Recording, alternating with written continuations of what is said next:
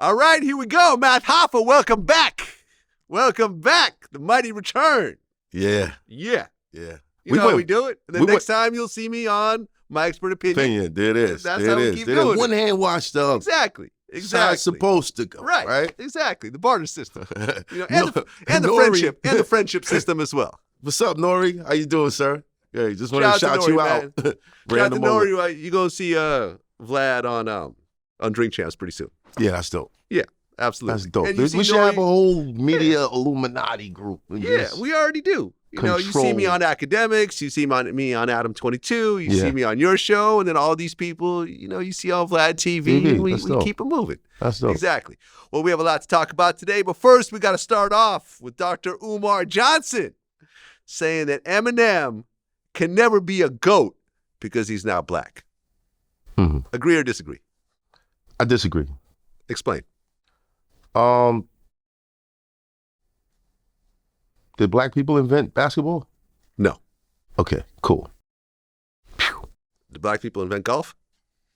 No, Tiger Woods. And you know, when he said that, that's the first person I thought about.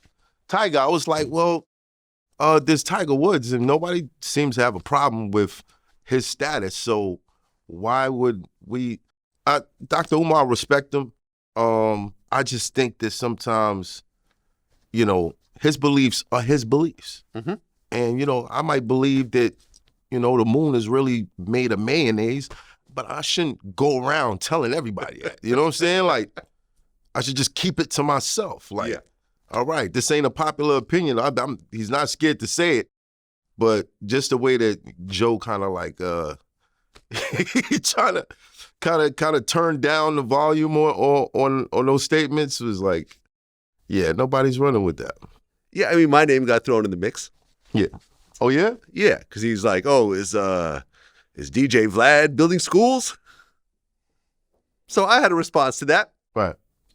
My response was bringing up a flashback of my Dr. Umar Johnson interview from 7 years ago, right, where he was talking about the school that he's building. Now, you're actually trying to own your own school or buy your own school? Like, explain that to me. The Frederick Douglass and Marcus Garvey Academy is a school that I conceived of a very long time ago, but began to actually put teeth into the creation of that school a couple of years ago.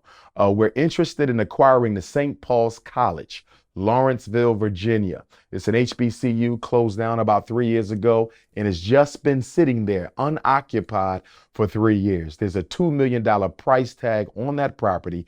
We've raised $700,000 over the past year and a half to try to acquire that property. Mm-hmm. Is it built? It is not built. Allegedly, according to his Instagram, it's launching next year. Right. Well, congratulations to him if it is. If it actually does. Now, someone actually pointed out, you know, when I tweeted it out, and that the tweet became a whole firestorm kind of thing, someone pointed out that he's actually been taking donations for that school since 2009. So for 14 years, he's been taking donations for a school. Right. Actually, now it's 15 years he's been taking donations for a school that still has not launched. Now, to answer his question, no, DJ Vlad has not built a school. Right. But he's also not been taking people's money to build a school. Man, you're going to use me for the shot back? All right, cool, man. Whatever, man. Whatever, okay. Hey, all right, hey, Umar, you're right. You know, if you're tuning in, that was Vlad's response to you. You know what I'm saying? Imagine if, you know, when I launched VladTV in 2008, imagine if I've been taking people's money and taking donations for VladTV for all this time and promising that next year I will launch VladTV. Vlad, keep giving me some money. This topic has nothing to do with me. You are using me right now to take shots at this man. I will say this, though. Yeah. Eminem, I think a big part of our show becoming popular in the beginning was Eminem co-signing it. Oh, Eminem co-signed your show? He co-signed the show. I didn't know that. He was on a Crooked Eye. You know, he had a podcast. Right. Yeah, I saw that interview. And he was like, yo, you know, I was watching Mav Hoffa and, you know, My Expert Opinion, and these are the guys that we want to hear from. These are the guys who know the lyricism. And I was like, wow, like, incredible. And the numbers went up around that time. Yeah. Okay. Well, Eminem has a shout to M. loud Shout voice. to M. So the GOAT argument, I'll leave that up to the people who like to make lists like that. But as far as my personal top 5, M is definitely in there. Definitely. Well, look, I don't think by anyone's yardstick you could say that Eminem is not one of the greats, whether it's from lyricism to wordplay to record sales to realism, right, to shows. I mean, if Eminem did a tour, it would be only stadiums, right? Right. He would not be doing any clubs or he wouldn't be doing SOBs. No walkthroughs. No walkthroughs. No paid shout outs. Right. Like so, Eminem is one of the biggest artists. However, I mean, we can't range it. I don't range it by that. Right. And yes, he is one of the biggest artists ever. Right. And let me just add this before you answer. When you look at another person that most people consider the GOAT, which is Jay-Z, when they got on a song together, what happened? They both did their thing. Yeah, but I think most people would edge out Eminem a little bit. People make that argument, I think, that because Nas said that shit. Well, no, I said it before Eminem Nas murdered you on your own shit. You know what I mean? But realistically, the subject matter of what they're talking about. Okay. Was very different. I can get it. The paparazzi effect and the critics that were coming after Eminem, but I can mentally walk through the hood while I'm listening to Jay-Z. Yes. So like this whole it's when it's a song about subject matter. Mm-hmm. I don't think it's a murder thing. Like he murdered you. Like I didn't say he murdered. It's not. If it's a track like we getting off, we doing the braggadocious shit. You know what I mean? Yeah. I'ma smoke you niggas, right? So you take that track and you say if they got on something like that, right? Then who wins? But did he hold his own? Of course. There you go. Of course. So when you have someone that most hip hop fans would consider one of the greatest of all time, right, and you have another one that's being debated. Right. Who held his own against the greatest of all time. Right. But in that argument, yeah, if Tupac was still alive, whose verse would he like? I mean, Tupac died before Eminem came into the picture. Right. But there's a reason why. You listen to Nas and the way he structures his rhymes, that's why he would say Eminem murdered you, because the constant flowing that M had, where he just kept building, compounding the rhyme, compounding the rhyme, compounding. Like, it connected beautifully if you're into that. Yeah. But if you're a Tupac fan, and Tupac, he did that occasionally, but he focused more on what he was saying. Correct. And being direct in his message. Right. I mean, Biggie, I would say, is a better lyricist than Tupac. Biggie was like a blend. Yes. But Tupac was, I felt, had stronger songs than Biggie. Songs that connected, were more emotional. Right. Right? So we're talking Drake and J. Cole. Even though Drake in the beginning, he had that aspect with the, I just want to be successful. You know, he's rapping about hugging his mother and his mother crying on him. Like, who hasn't been in that moment in the hood? Who hasn't felt that? You know what I mean? So that's a connecting moment. But J. Cole, that's what he does, period. Yeah. He makes joints that's like, hey, remember that time? Yeah. Remember this time in your life? Hey, you ever felt like this? Right. You know? Yeah. So he definitely does that. Yeah. Now, you take those two artists, and with his content and his content, you can't really say this person is killing that person is killing that person. They're just different styles. Well, I mean, I would say over time, right, Tupac has become a more important artist than Biggie worldwide as a whole.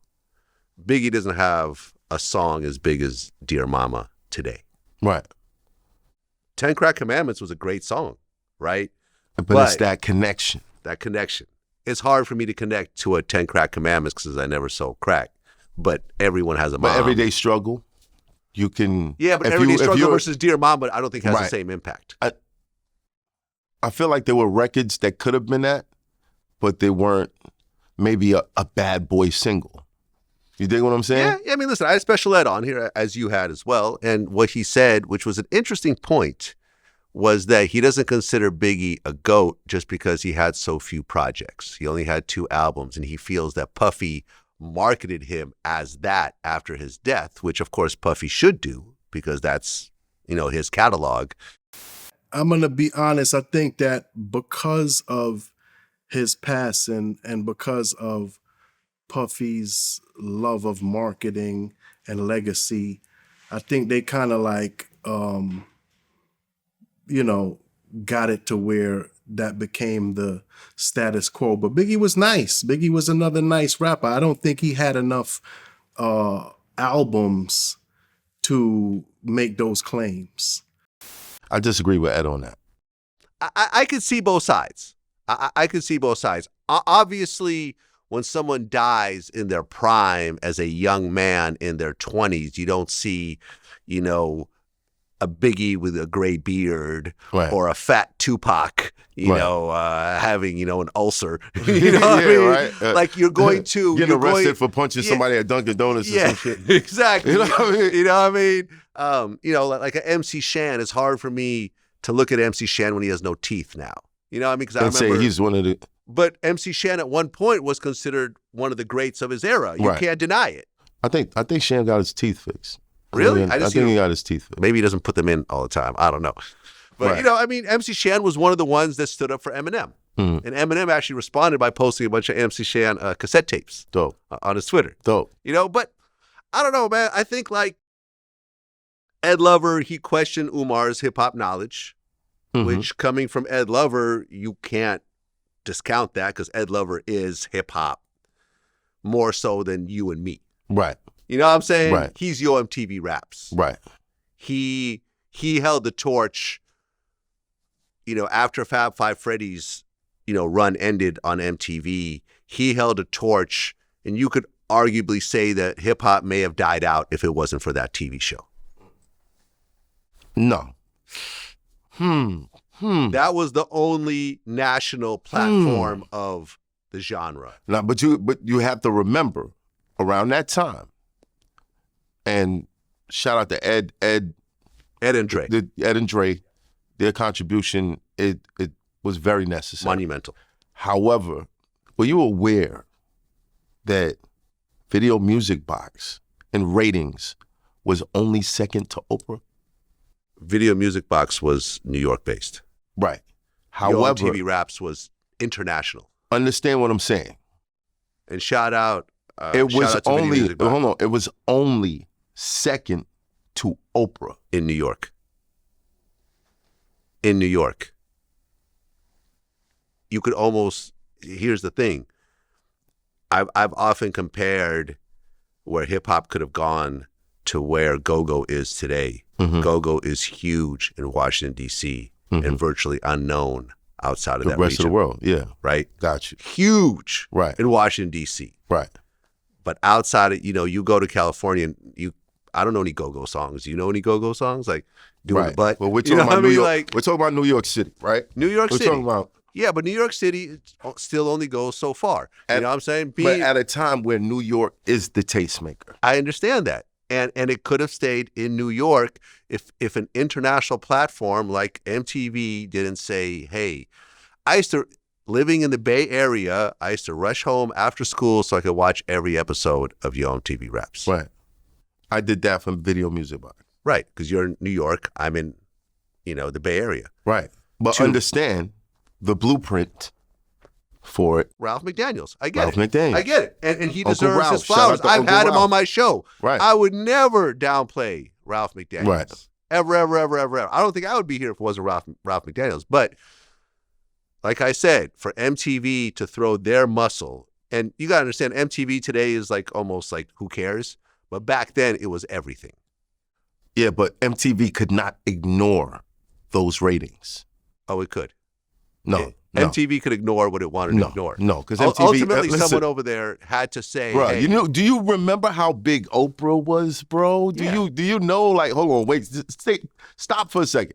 Only second to Oprah. That means Oprah's number one in ratings, and number two was Video Music Box. I get it. And then every other television show that was going on after that. Okay, I get it. You get what I'm saying? In New York. That's the blueprint. In New York. Why these guys doing these numbers like this?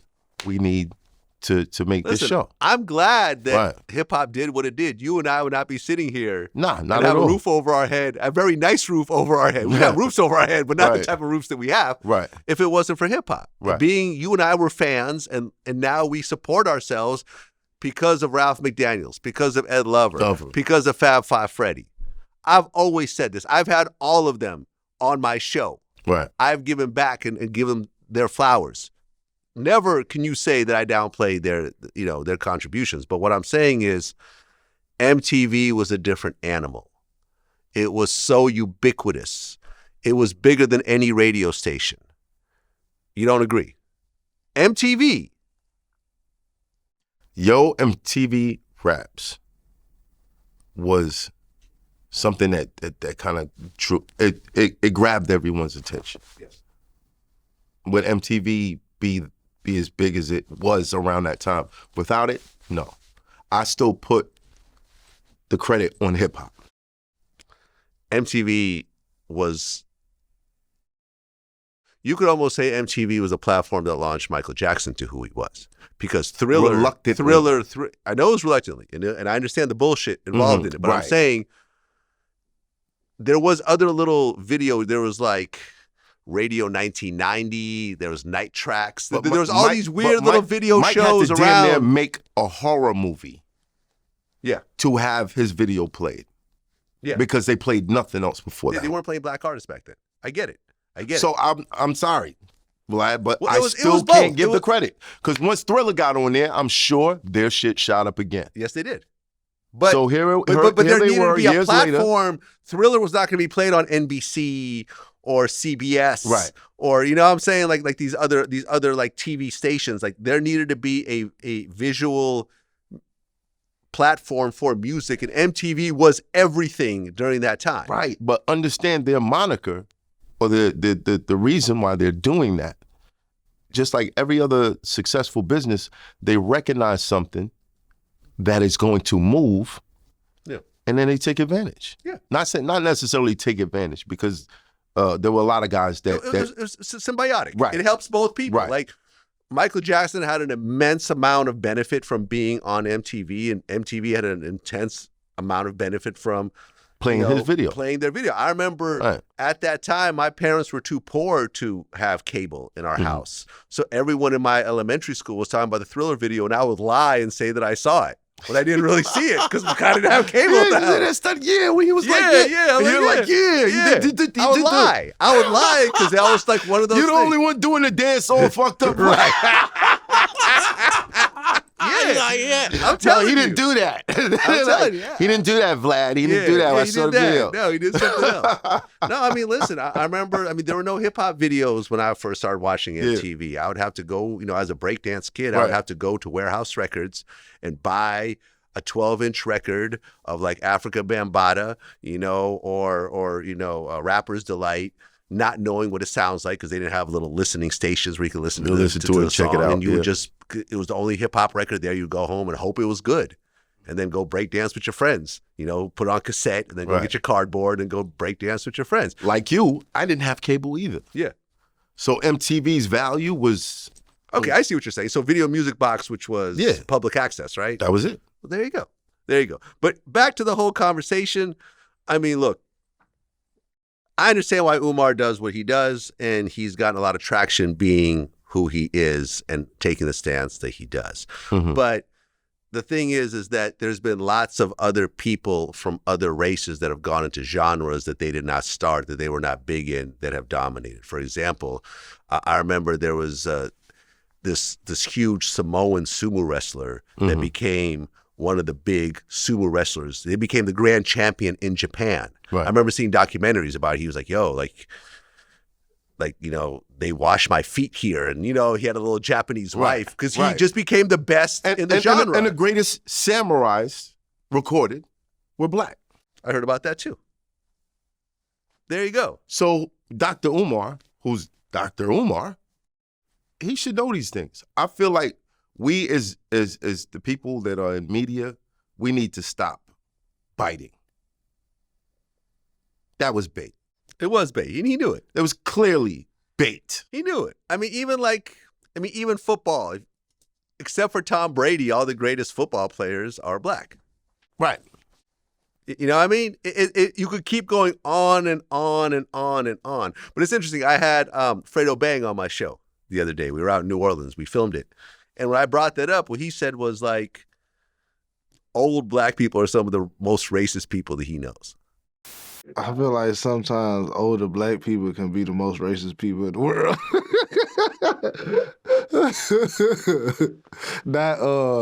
Like it's just sometimes it's just instilled. Like we growing up, like you go down to the store or something, like, don't go talk to that white man. So you know what I'm saying? That's just how we growed up. So and especially the older folks, you know, they grandparents treat them like that. So they just grew up with that slave mentality sometimes. I mean, you know. Old black people? Older black people. He said, you know, because he basically said... He doesn't know a lot of old people, does he? Like, old people, some old people that, you know, that come from that time, their experiences are set in. Like, I've met some nasty people, some really nasty people, and it didn't matter what color they were. Yeah.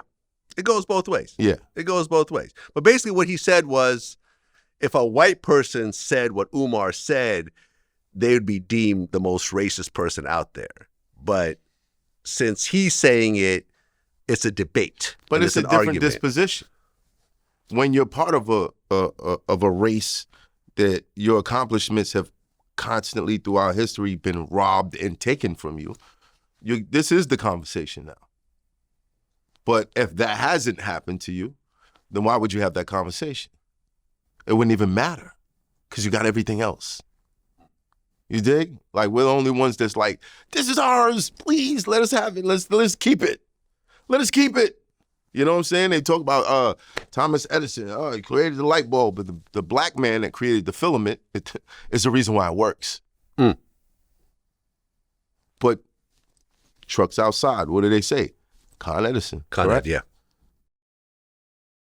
Hey, man, listen. But Umar, I know, we know. When we see it. We know what it is. Yeah, we know what it is. We know what it is. I've had him on my show. Right. I mean, he got mad at me afterwards, but whatever. I had him on my show. I think what Umar does is he's like, and I've seen other people do it too. Hot topic, slide the information that I really want to give you in that clip. Yeah. Because they're going to click on this, but I need them to hear this. The rest of it. So I'm going to say this. Yeah. And then bang. You know? Yep. You know what? We should probably clip that out. We should probably clip that out just so that we put the game out there. You know what I mean? Like, it's crazy. Well, Trina said that Beyonce, when she raps, is the queen of rap. And she got some backlash on it. I can see what she's saying. I can see what she's saying. I wouldn't necessarily agree, though. And I know Trina. I've had her on my show a few times. Beyonce obviously does rap sometimes. Mm-hmm.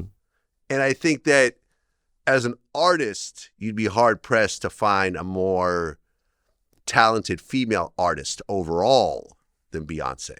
Right.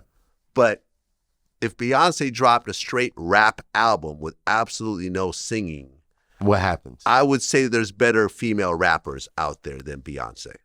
But you haven't heard it. Correct? No, but I've heard her rap. You haven't heard it. But let's be real. Trina, this is you know, that's how she feels. Mm-hmm. She loves Beyonce, and Beyonce raps. Because it's Beyonce. Like, if Michael Jackson spit a 16, you know what I mean? He would probably get more attention than the greatest rappers. Mm-hmm. So I get what she's saying as far as like when Beyonce raps, it's like, okay, if you're doing Beyonce numbers, what are we counting? What are we counting as the greatest?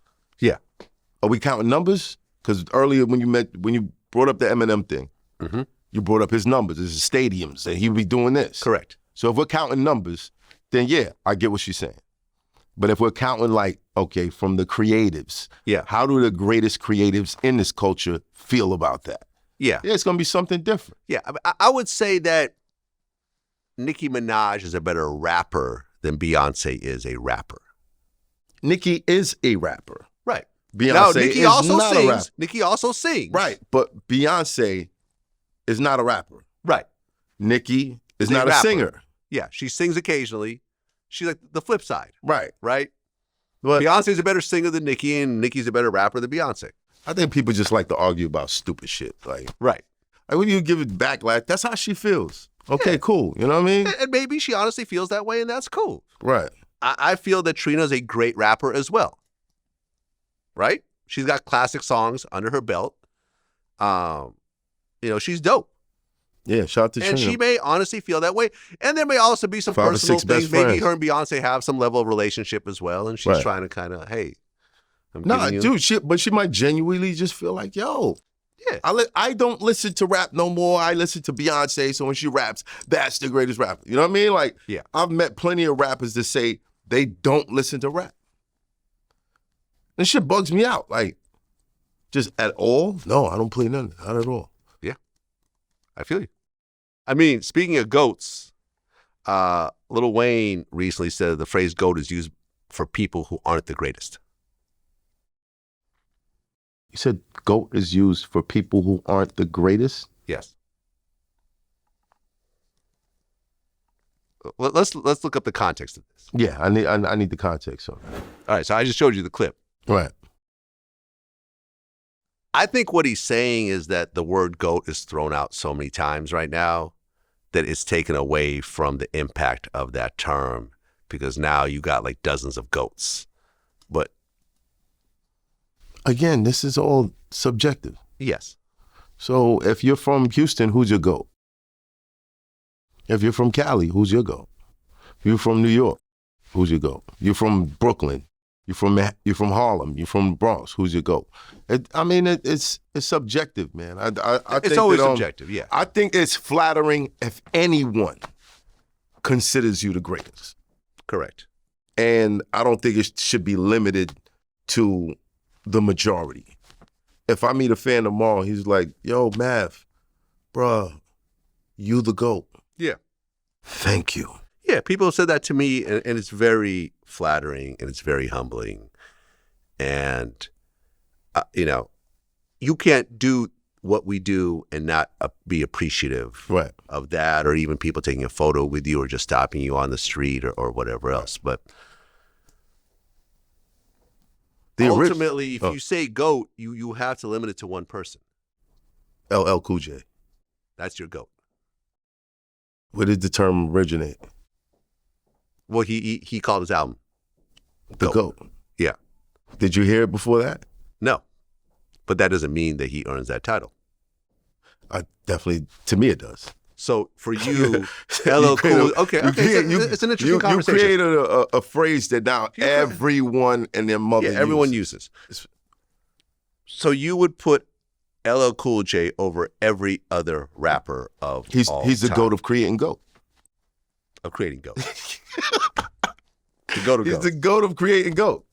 But L is up there, man. L is definitely up. L is definitely up there, Yeah. and he completely ran his era. Completely dominant. To the point where people like Andre Harrell quit rapping after seeing him perform.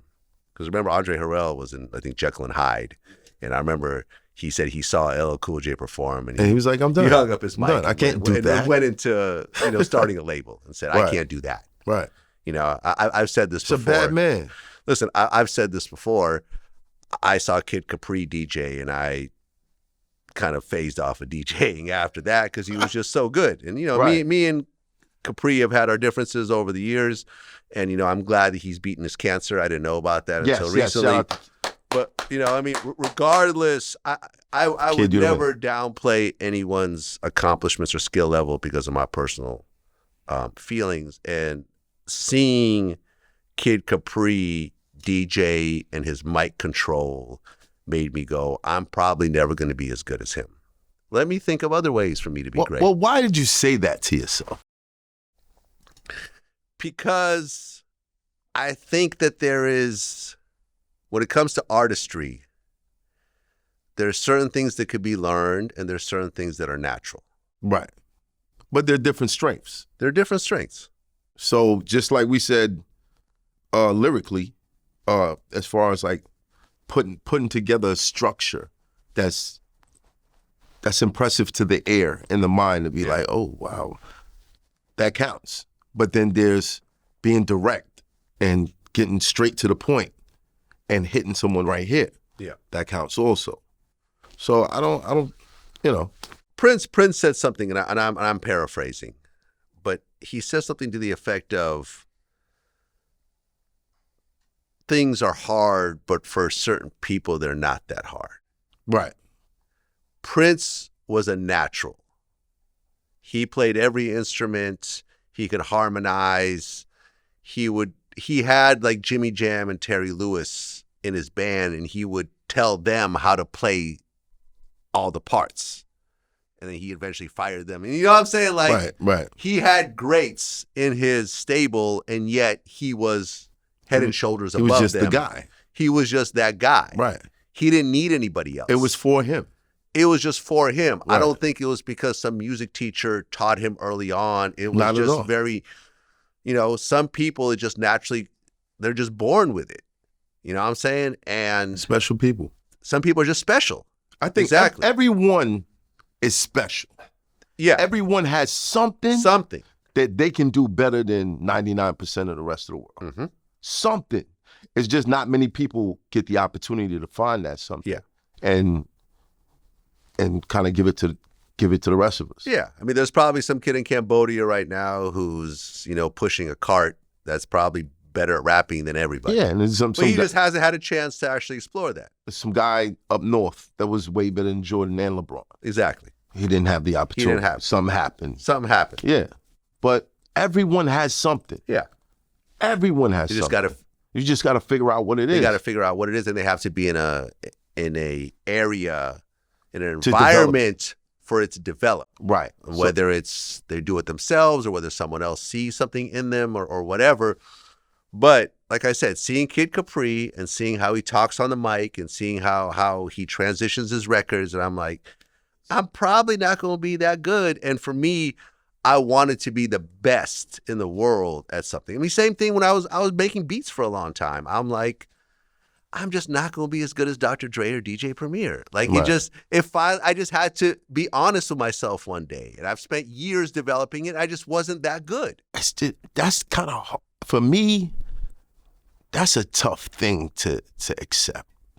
If I'm in any field that I take an interest in and I see someone who's great at it, it motivates me to learn, to figure out how to do that and how to be better than that. Like for battle, like when I used to battle rap, most people probably didn't think that I was, top 3 because of some of my performances. But I wasn't impressed by my competition, so I played down. But anytime I stood in front of someone who was like considered top 5, I cooked because I was motivated. And some people, they see that, I'm motivated by this. I'm gonna be better than this. Like Eminem, who was he listening to? Jay-Z, who was he listening to? Yeah. That people now consider them better than those people. Yeah. Who do you think is the greatest battle rapper of all time in your eyes? Of all Solo. time. Solo. Solo. Yeah. Huh. Why so? Because what the hell are you going to say to Solo? What are you going to say to Solo? You know what I mean? Like, if you know who Solo is, what are you going to say to him? Like, this for me, a battle with Solo is like, nah, I'm losing because I look for points. I look for things in your life. I want to be all serious. And he's just going to get up there and perform. Everyone's going to laugh. They're going to cheer. And you lost. You lost. You're being serious. What? How do you battle someone who thinks this whole thing is a joke? Mm. So do you feel you could be better than Solo? At comedy? At making people laugh or being the way Just he is? Overall. No. Do you feel you could ever beat him in a battle? It's pointless. It's pointless. My goal on when I step into a battle and what I want to do, it's too serious. What he does is like, bruh, everything is like a bulletproof vest. Whatever you say is gonna bounce off him. no one's gonna care. You know? What's the point? Well, this is one that actually hurt my heart. The whole Remy and Papoose situation. With, you hear the rumors and this, that, and the third. Right. But then when TMZ posted the phone call from Easy, the block captain. TMZ posted that. Posted it. Yeah. When TMZ posts it, there's usually 99% of the time, it's usually authentic. No. The actual recording Yes. is authentic. Right. I wanna give Henny Man his credit, because that's probably the first place that it came from. Henny Man recorded the phone Henny call? Man, I don't know. He got it from the person who recorded Who was it. Easy talking to recorded the phone call? I don't know. Yeah, I don't know either. No one knows. But it's dressed up so that you can't tell who it is. Now, just the fact that you can't tell who he's talking to means it's edited. Okay. He could have been given hypotheticals. He could have been, we don't know. But we're in a society where if we can tarnish a black man and a black woman that we thought had a great union, we're gonna jump for it. Why? TMZ got that shit and knew this is edited. Why would they put that out? Yeah. These people have to walk around. Yeah. Me and Papoose go back 20 years. Before VladTV, when I was doing DVDs, I was interviewing Papoose and him doing his freestyles and everything else like that. I was interviewing Papoose when Remy was locked up, and he was telling me how he would be, he talked about how, these jail dudes complain their girls leave them, when they go to prison. He said, see what happens when girls go to prison. He said, me and this other guy were the only ones in the visiting room on the weekends. Right. You know what I'm saying? That Right. He would see Remy every weekend, travel far, bring her kid with him, everything else like that. Right. Yeah, you know what it is? The men don't stick by the women when they go to prison. That's the only reason why people feel like it's so rare. When I go to Rikers Island to visit my homies on the visiting floor, it's full of females with little kids. It's packed. When I go upstate to visit Rim, the visiting floor is deserted. There's nobody even visiting them. You know what I'm saying? So that's the only reason why it's rare, because dudes don't support them. You always hear dudes complaining, yo, when you get locked up, fuck a bitch. A bitch don't hold you down. But it's a penitentiary full of women and nobody do nothing for them. Yeah. Real talk. And then when she got out, they became, a They had a couple. They had a child. new child and everything else like that. So to see all this play out in the public. But here's the thing. We're not getting it from Pap or Remy. Yeah. The two main people, the sources Yeah. of what's actually going on. We're getting nothing. They're not talking about any of this. And that's why I feel like this whole thing is like a witch hunt for the destruction of a couple. It's a witch hunt, because you're not getting none of this information from the two sources. We haven't seen a clip of them arguing. We haven't seen Papoose moved out the house. We haven't seen nothing. There's no divorce. Nothing. No divorce paperwork. papers. Yeah. Nothing. They're not saying a word, but everyone else is reaching for the bad news. Yeah. Why? Because when you're a public figure, this is what comes with it. But at least have the integrity to get viable sources. You're reaching out for information from a battle rapper. No offense, but outside of myself and maybe 2 or 3 other guys, there's no integrity there. You dig what I'm saying?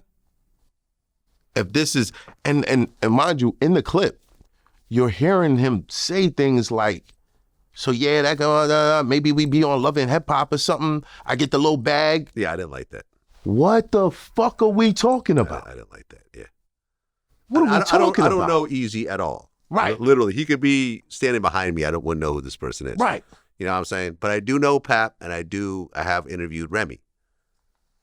And I just think it's a witch hunt to destroy black couples in particular. This happens across the board with black, white, Asian, Spanish. You know what I'm saying? Kevin Costner goes through his ugly ass divorce, and it's all over every media outlet. I don't think you could just say that black couples are being targeted. Well, maybe they're the only ones that I really pay attention to. Yeah. I mean, it's except for that Johnny Depp shit. That Johnny Depp shit. Wow. Think about it. That was international news. That was wow. That was you know wild. what I'm saying? That got to court. Yeah. You know, he sued I want to be as cool as Johnny Depp was in that on that courtroom. stand. Yeah, like, bruh, that was just incredible. Listen, every couple, me and you were talking about this before our interview. Every couple, married or otherwise, are going to go through a lot of hardships. Right. I don't know a single couple that has a happy, all the time, no friction relationship. Right. But it makes it more difficult. Yeah. When stuff like this is going on. It does. Because this is the routine.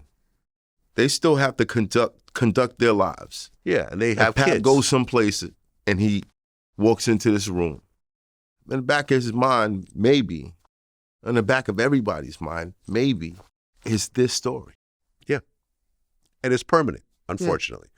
And this is why... And unless he's at the leisure of walking around, giving explanations, which he's probably not. And that's not Pap's personality. Exactly. Listen, and that's not Rem's personality either. It's not. So why are we still reaching for this shit? Like, why can we turn this down? Like, well, and this is why I said in the beginning, it hurts my heart when I hear it, because me and Pap go back 2 decades. But why does it hurt your heart? To see someone that I know have to have all this blasted all over the place, have it be on TMZ and have it all over social media and everything else like that, when honestly, most couples go through some variation of this one way or another. So Pap, when you hear this, just say that I feel for you. And I hope that you and Remy get through this together. I hope y'all someplace having the best time of y'all lives, the best sex, watching TMZ. Say, post stupid shit like that. Yeah. You know what I mean? Maybe the whole thing's fake. Maybe the whole thing. You never know. The whole thing is fake. But if I it's would not, say that knowing Pap, I don't still, see him using this as a way to get some extra views. That's just not his personality. It's just not it. It's not he has integrity and he has honor and everything else like that. He's not like a Tekashi type that will just throw every type of ridiculous situation out there so he can get a couple more views on his new music video. That's just not him. That's why I said that this hurts me to see him go through it. And when I walked in here, we had a conversation about relationships. Yeah, exactly. And this is why I have always kept my personal relationships and my family as quiet and off camera as humanly possible. And as time goes on, I know that's an impossible feat to maintain, but I have found that the more I do this, the easier everyone's life is. Right. Me, I might not keep everything out there, but if I show you something, it's because I intended to show you. Right. Now, why'd I show it to you? I know what kind of society we live in. Yeah. I know what people pay attention to. Why'd I show it to you? Now you got to think about everybody else is showing something. Why are they showing it to you? Different reasons. For example, DJ Academics recently did a video where he said that his girlfriend stole $500,000 from him. Right. And he's not pressing charges. I would press charges. Would you press charges? My girlfriend stole $500,000. $500,000. And you have proof. He said it's on video. because there's cameras all over his house, and there's videos he was saying of her going through his safe and pulling out stacks here, stacks here, stacks Hey, man, here. that's his girlfriend. His girlfriend.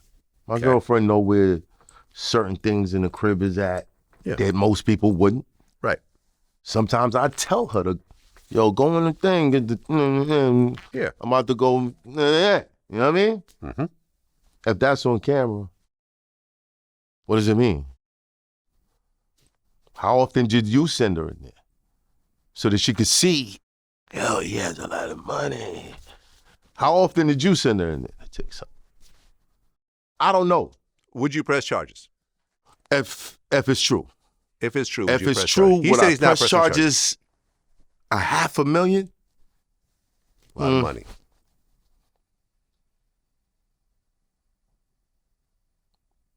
It depends. A situation like that, relationships, if you're not with her no more, what's the point? What's the point? I don't believe it was $500,000. He may have spent $500,000 while they were together. Nah, he was saying there's $500,000 in cash missing. $500,000. And she had access to it. Correct. Just being real. Why'd she have access? Because you would send her to get bread. Mm-hmm. She's looking at all this money like, well, he's not going to miss just a little bit. But $500,000? I don't think she yanked it all at one time. I think it was... Yeah, it was over time. Over time. I mean, listen, I remember I interviewed Joe Smith. Right, the basketball player. Mm-hmm. And he was dating Monique Slaughter, after his divorce from Love and Hip Hop. And he said that she forged $109,000 worth of checks. From my point of view, I get a call from my financial advisor. This is, like you said, after I retired. So they could see the money being withdrawn quickly now because it's not as much in there as it would be before.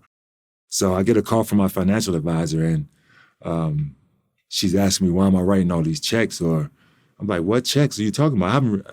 She was like, because I don't write checks. Back then, I didn't write checks. I either use my card or I get cash. I didn't write checks, but I had checks in my nightstand by the bed. So she was like, she's talking about, when did you start writing all these checks? I'm like, what checks? She was like, so she took photos of it, sent me the photos. She was like, these checks. So I look at them. I'm like, I didn't write these checks. That's not my handwriting. And she was like, I didn't think so. She was like, and you never write checks. So I was like, why? That's what really alarmed me, because you never write checks. And so I started doing my research and find out that it was her. I had a private eye. Track the bank, go to the banks, and they come back with the photographs of her at the bank teller, handing the checks over to the, cashing the checks at the bank. And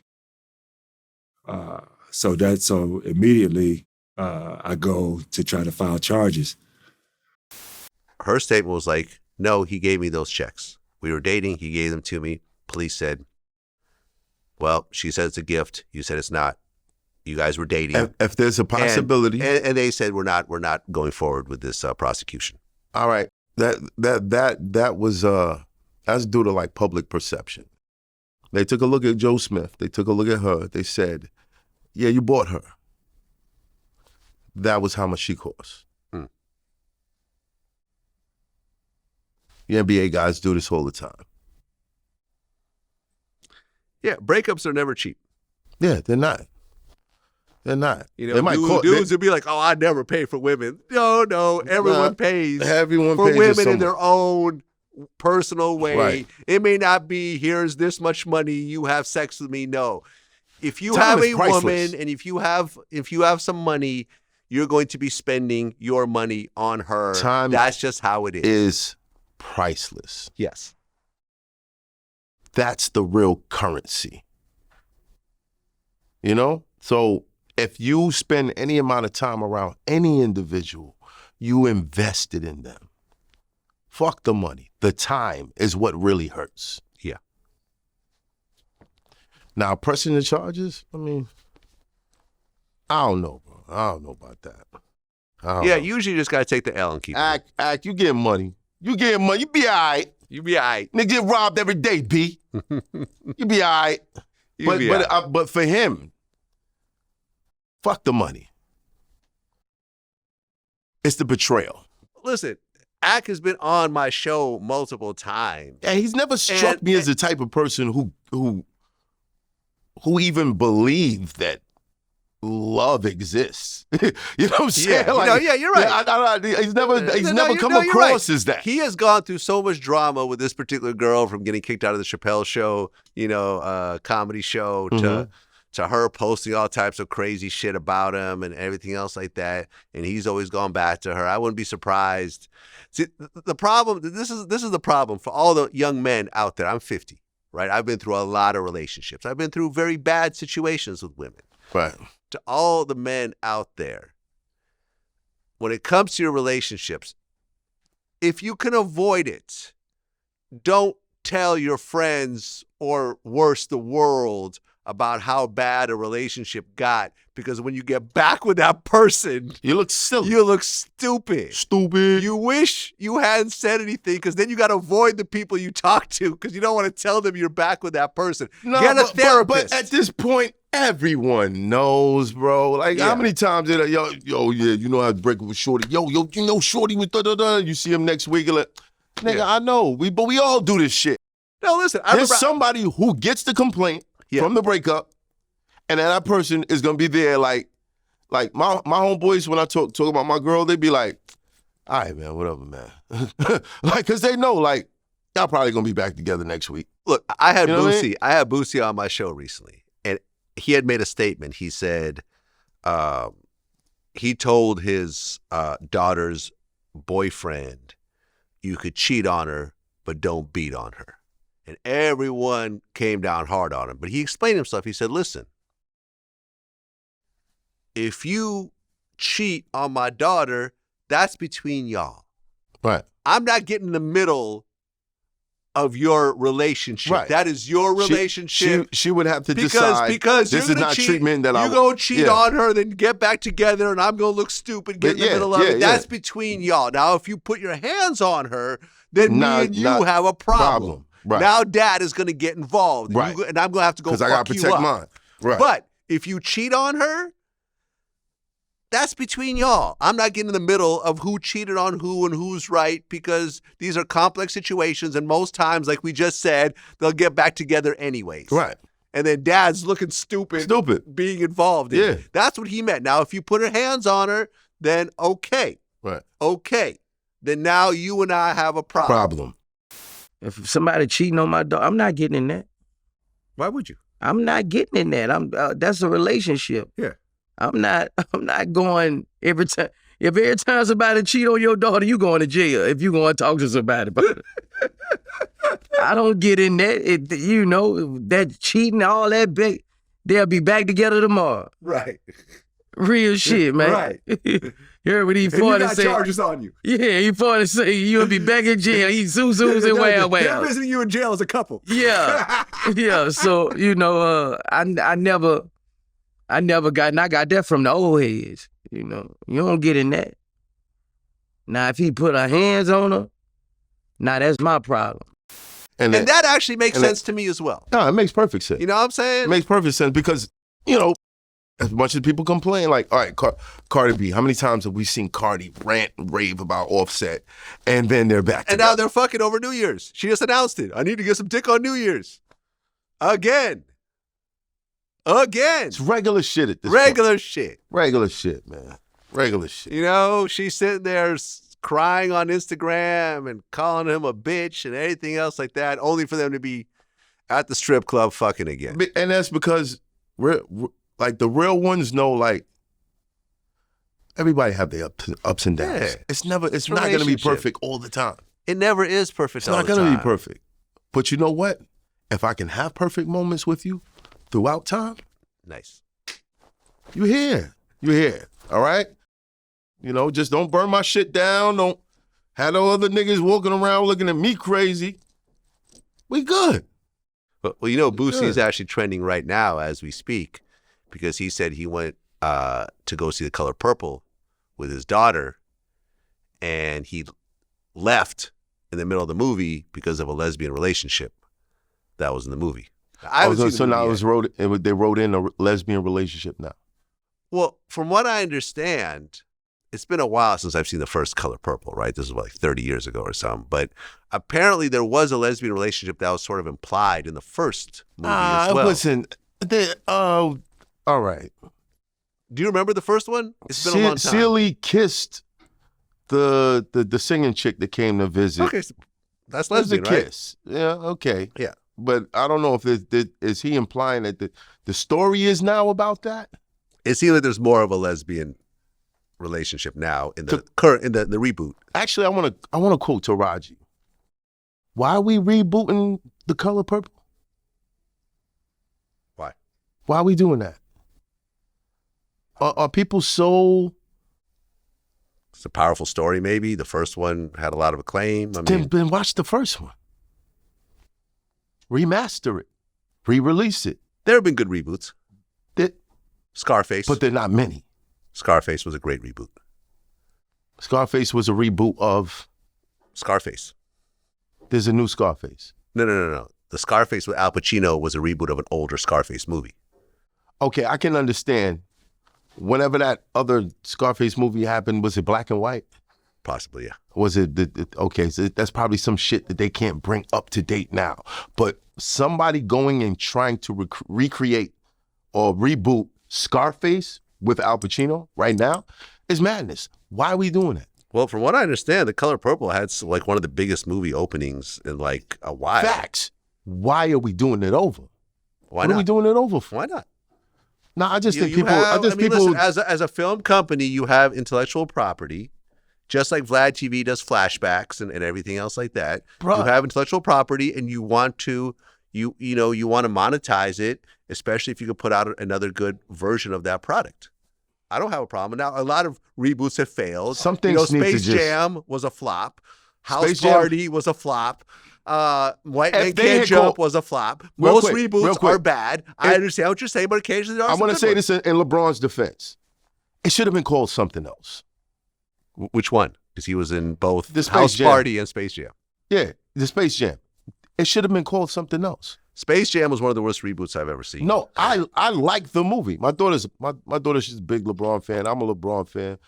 I like the movie. I'm a LeBron fan. But it should have been you like that movie? It shouldn't have. Okay, you could have said Space Jam 2. It was Space Jam 2. Okay, Space Jam 2. Yeah, that's right. Okay, all right, cool. No, I didn't have a problem with that movie. I actually liked it. Okay. I really liked that movie. But The Color Purple. Why are we doing these things over? Why are we not creating, like, where's The Color Purple right now and not the reboot? Where's the story of now? Where's the thing that happened 20 years ago that we can do right now? There's a lack of creativity. And it's because people are getting positions that they don't deserve. They're getting hooked up. So instead of creating something new or finding that new thing that is going to connect, these people that don't know how to do their jobs but got it because they know this person or they know, or they're sons of this person or they're cousin of that person, they're fucking this whole shit up. I don't know. I'm not gonna. Where's the new designers, bro? Look, why are we still buying the same Jordans? I did a search real quick. Why are we still buying the same Jordans? Listen. Where's the new designs? There's lots of new designs. There's a bunch of new designs. Okay, I mean, listen, Kanye came in with a whole new line of sneakers that blew up. And you know what I'm saying? I wear there's Yeezys so all the many time. remakes of those. So many. Correct. But he came Those with Yeezy a totally slides? he came with Bruh. a totally different. Now you If I can see you say with the a pair of slides are fake kind Yeezy of like slides on, I'm Roche's. throwing something at you. I'm sorry? If I see you with a pair of fake Yeezy slides on, I'm throwing something. If you in my house, I'm throwing Right. something at you. Right. Like I love originality. There's tons of originality. I love There's no creativity. lack of originality. What did this whole revise, run the same play. This is why when Fantastic Four, if they make another Fantastic Four movie, no one's gonna show up because you ruined it doing it over. so many times. Look, there's a bunch of great remakes. The Departed. X-Men. No one's going to go see that shit. Stars Born. Let's see what else. Yeah. Not even movies that's like Cape Fear. Oh, again.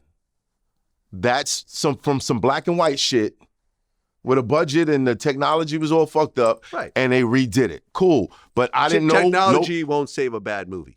But without looking it up. Technology won't save a bad movie. But without looking up. And in fact, there was no special effects in I never even knew that Cape Fear was a remake. Exactly. I never saw the original, but I'm saying that the remake was awesome.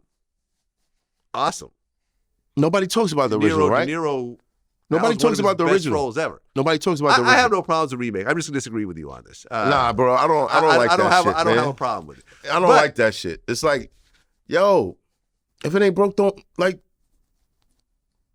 fix it.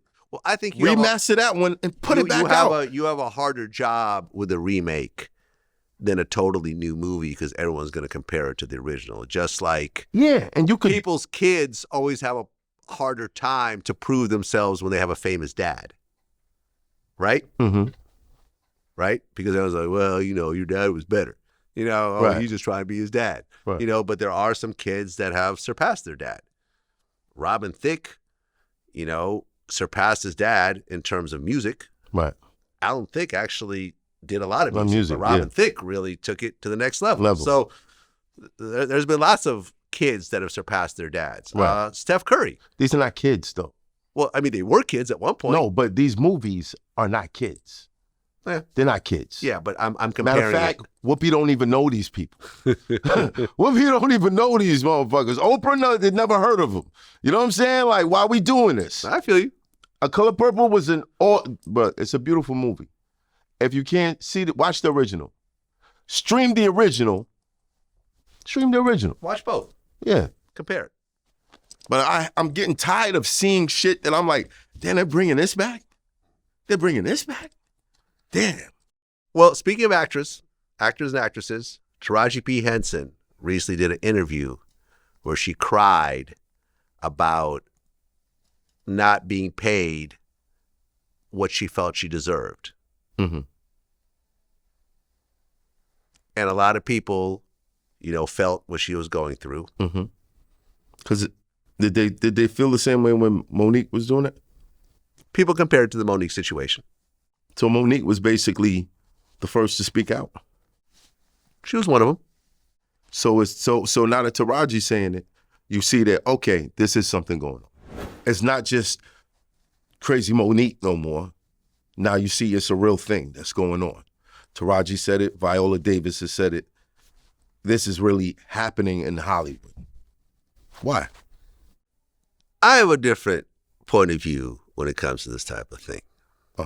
I'm curious. Okay. Me and Lunel had a clip that's actually become the biggest clip on the site right now where we have a discussion about this. The fact that we're getting underpaid you talk about women, we got attitude and all this kind of stuff. You work just as hard, if not harder. And Taraji should be making Meryl Streep money. She should be. She's a great actress. She's done the Black Circuit movies, and then she's done some, Benjamin Button mainstream, she's done some great shit. She's a great fucking actress. Her, Angela Bassett, Sheryl Lee Ralph, they should be making the top dollar in accordance with some of these male actors and top white female actresses. Now, when it comes to projects, okay, now you can relate to this to a certain degree. You do interviews for a living. I got a theory too. Right? You do interviews for a living, just like I do. Mm. Every interview that you do costs money. Right. You have your film crew, you have your staff, you have your co-hosts, you have your location, and the person who's being interviewed. Now, I occasionally pay, appearance fees for interviews. Do you at this point or no? No. No. Okay. But at one point, I cover travel and stuff. But you do cover travel. Okay. So there's a cost associated with it, right? Some interviews that you do very well. Like, for example, you have DJ Vlad on your show. I have that, Vlad. I have that chart of, yes. Yeah, I don't think I'm getting my money back from this. Right. So we're certain not doing people, it. Right. Certain people you bring on, when you count all the expenses involved in it, you lose money. Right? Well, hold on. I'm not Come done. on. Now, I'm not I done. get there. Okay? Same thing with me. Now, occasionally, and this has happened to me, interviews will blow up and people will feel like, yo, I should have gotten paid more for this interview, or I should have gotten maybe a piece of your revenue, or this, that, and the third. I've had these conversations with people. I remember me and Lil B, I remember we had agreed that some of his videos should be on my channel early on in his career. We put them up there. Some of them did well. And he was like, yo, you should have cut me some money off these videos. And it's like, but that wasn't the agreement. You know what I'm saying? So me and him had a falling out. At this point, we're cool, but whatever, right? Now, at any point, I've never seen a situation where when a project does bad, that a person says, hey, man, I saw that you lost money on this. Let me give you some money back. Never. So saying this, people like to feel after the fact that when something does well, they should get something extra. But at no point do they feel when something doesn't do well that they should kick back to the person who lost money. So why then would there be such a big gap between what people get? I can understand wanting to get extra, but if I walked in and it seemed like everybody else got extra from the rip and I didn't, that's my problem. Okay. I can understand. Let's just call it what it is, man. It's America, man. It's America. America's fucking racist. America is there's racism still alive and breathing and thriving in America. It might be fading in other areas of the world, but it is still here and thriving. And if you're a white man, that means if you're a white actor, I could give you this check because there's not an area of people who's not gonna watch you because you're white. But if you're black, I can't give you this check because there's a bunch of people who's not gonna click because you're black. So people don't watch Denzel movies, huh? White people don't watch Denzel movies? Of course they do. But again, bro, it's like, all right, let's say it the other way. They're not paying them because they're black. Either way, it's you're black, they're white, you're getting it, they get this money, you get this money. Never at my point, when I look at appearance fees, do I say, I'm going to pay this dude more because of his race. It ultimately comes down to what I think the person, how well their video will perform to my audience. But you don't run Hollywood, Vlad. But I run my own little mini Hollywood. Right. You see what I'm saying? Right. I have my own little world. It's about the story for you, right? It's about the story for me. Now, for the people who are crunching numbers. In fact, I can clearly say I have paid my black guests more than I've paid my white guests. Absolutely. Without Taraji, a shadow of a doubt. Viola, come to Vlad. Come to Vlad. Yeah, this is where the money's Monique, at. come to Vlad. Come to Vlad. Vlad, you should start a film studio. Monique actually came to Vlad, and then her husband basically wanted ownership of the video, unless, it wouldn't have her sign the release form unless he owned the video. I'm not mad at that because it could get bounced and flipped a million ways. But for Monique. To own it? To own it or have part ownership? For me. Is it part ownership or ownership? No, they want to own it outright and license it. Let me use it for a short period of time. When I filmed it and there was no discussion of this. If I did an interview on your time? No, after the fact. If I did an interview with you, I'll if leave I that went alone. on my expert opinion, Right. and you gave me the release form like you gave me last time. Remember, I was like, yo, you need to have people sign release forms, right? I put you up on that game. Right. And now you're using release forms. Right. If you gave the release form, be like, you know something, let me have my lawyer look at it. I'll get back to you. And then when I get back to you, say, you know something, I'm not going to sign this unless I own it. In fact, I'm not going to sign this at all. I'm going to give you something different to sign, and I'm going to own it. And you could run it for a little while, but then afterwards, I'm going to own it permanently. Vlad, remember that thing that we talked about earlier, the bite? You bit. They just didn't want the interview out. I guess so. And it was a nasty way of doing it. Instead of saying I wasted your time, I'm just going to bring up a ridiculous situation that you're not going to go for. Which we know that you're not going to go for. Which I'm not going to go for. And when I said, hey, you know, did you do this when you were on Sway or Breakfast Club? No. And they just wouldn't even answer that question. But you know what, Vlad, you again, and it's not fair. It's not fair. They may have done that to you just because you was white. And yo, they shitting on us over here, so we gonna shit. But that's not how you fix shit. Yeah. That's not how you fix it. That's how you keep it going. Right. But back to the Taraji But it's situation. whack. It's whack. It's bro. whack. It's whack. It's whack. I would never do that to anybody. If I sat down and I know that you're paying for this production, I wouldn't sit around and do a bait and switch on you. Right. Have I ever gave you any problems at all when I've been on your show? No. Never, ever, ever. But what if she'd offer you money for it? Then that's a negotiation then. Right. But there was no money offered. No. She just said she wanted to own it. Yeah. Her husband. I never spoke to her.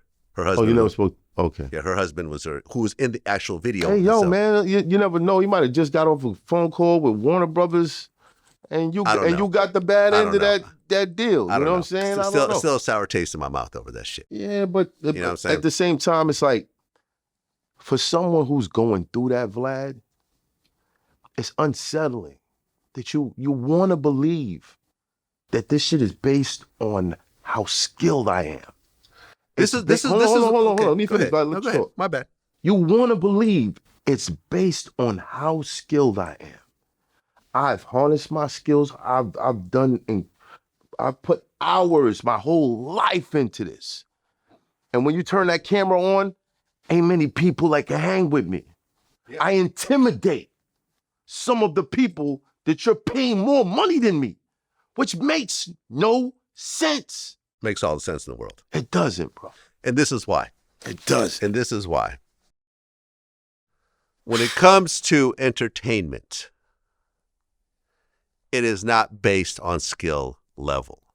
It's based on how many people you could get in those seats or how many eyeballs you could get. People are either paying with their money or their eyes.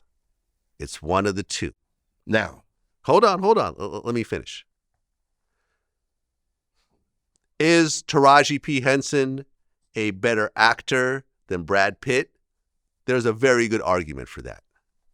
Does Brad Pitt have a bigger fan base than Taraji? I understand what you're saying. So therefore, when it's time to come up with budgets for people, they say we're going to offer Brad this much. Because we're going to offer Taraji because he is a leading man. Unfortunately, Taraji is not a leading actor. I understand what you're saying. She is a great supporting actress. Viola Davis is a leading actor.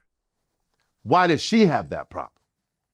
Does she have the same power, bruh, of an audience? You can't count numbers, bro. You have to count numbers. It's all about numbers, bro. The whole world was tuning in to how to get away with murder, bro. And it was a show all about her.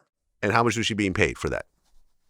Let's take a look. How much crazy, though. Did Viola I can understand your argument Davis get for Brad Pitt to rock, but Viola, bro, that don't make no sense. It don't make no sense. But I will say she got $250,000 per episode for 6 seasons.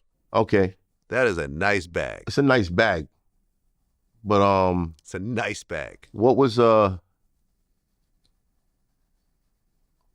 homegirl's name that was on Seinfeld? What was she getting?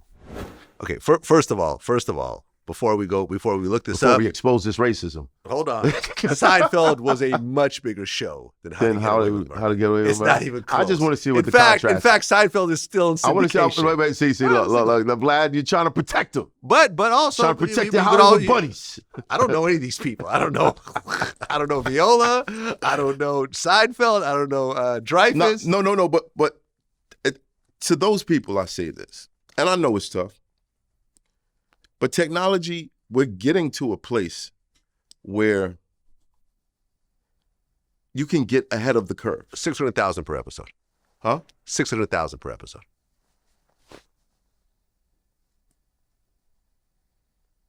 $600,000. Jerry Seinfeld was getting $1 million per episode. $1 million per. Yeah. Seinfeld was a bigger show than How to Get Away with Murder. You can't even. This is not even. All a right, debate. so give me a show that's on the same level with a white female actress. I'd have to start running numbers. I can't do this in a spur of the moment. I'm not trying to dodge this. I'm just saying that trying to get a show equivalent to another show real time is very difficult right now. Anybody else? Anybody got a suggestion? Anybody got a suggestion? It's too hard of a suggestion. All I'm saying. But here's the thing, right? Let's just be real. Hold on. I want to say this on a macro level. Here's the bigger problem.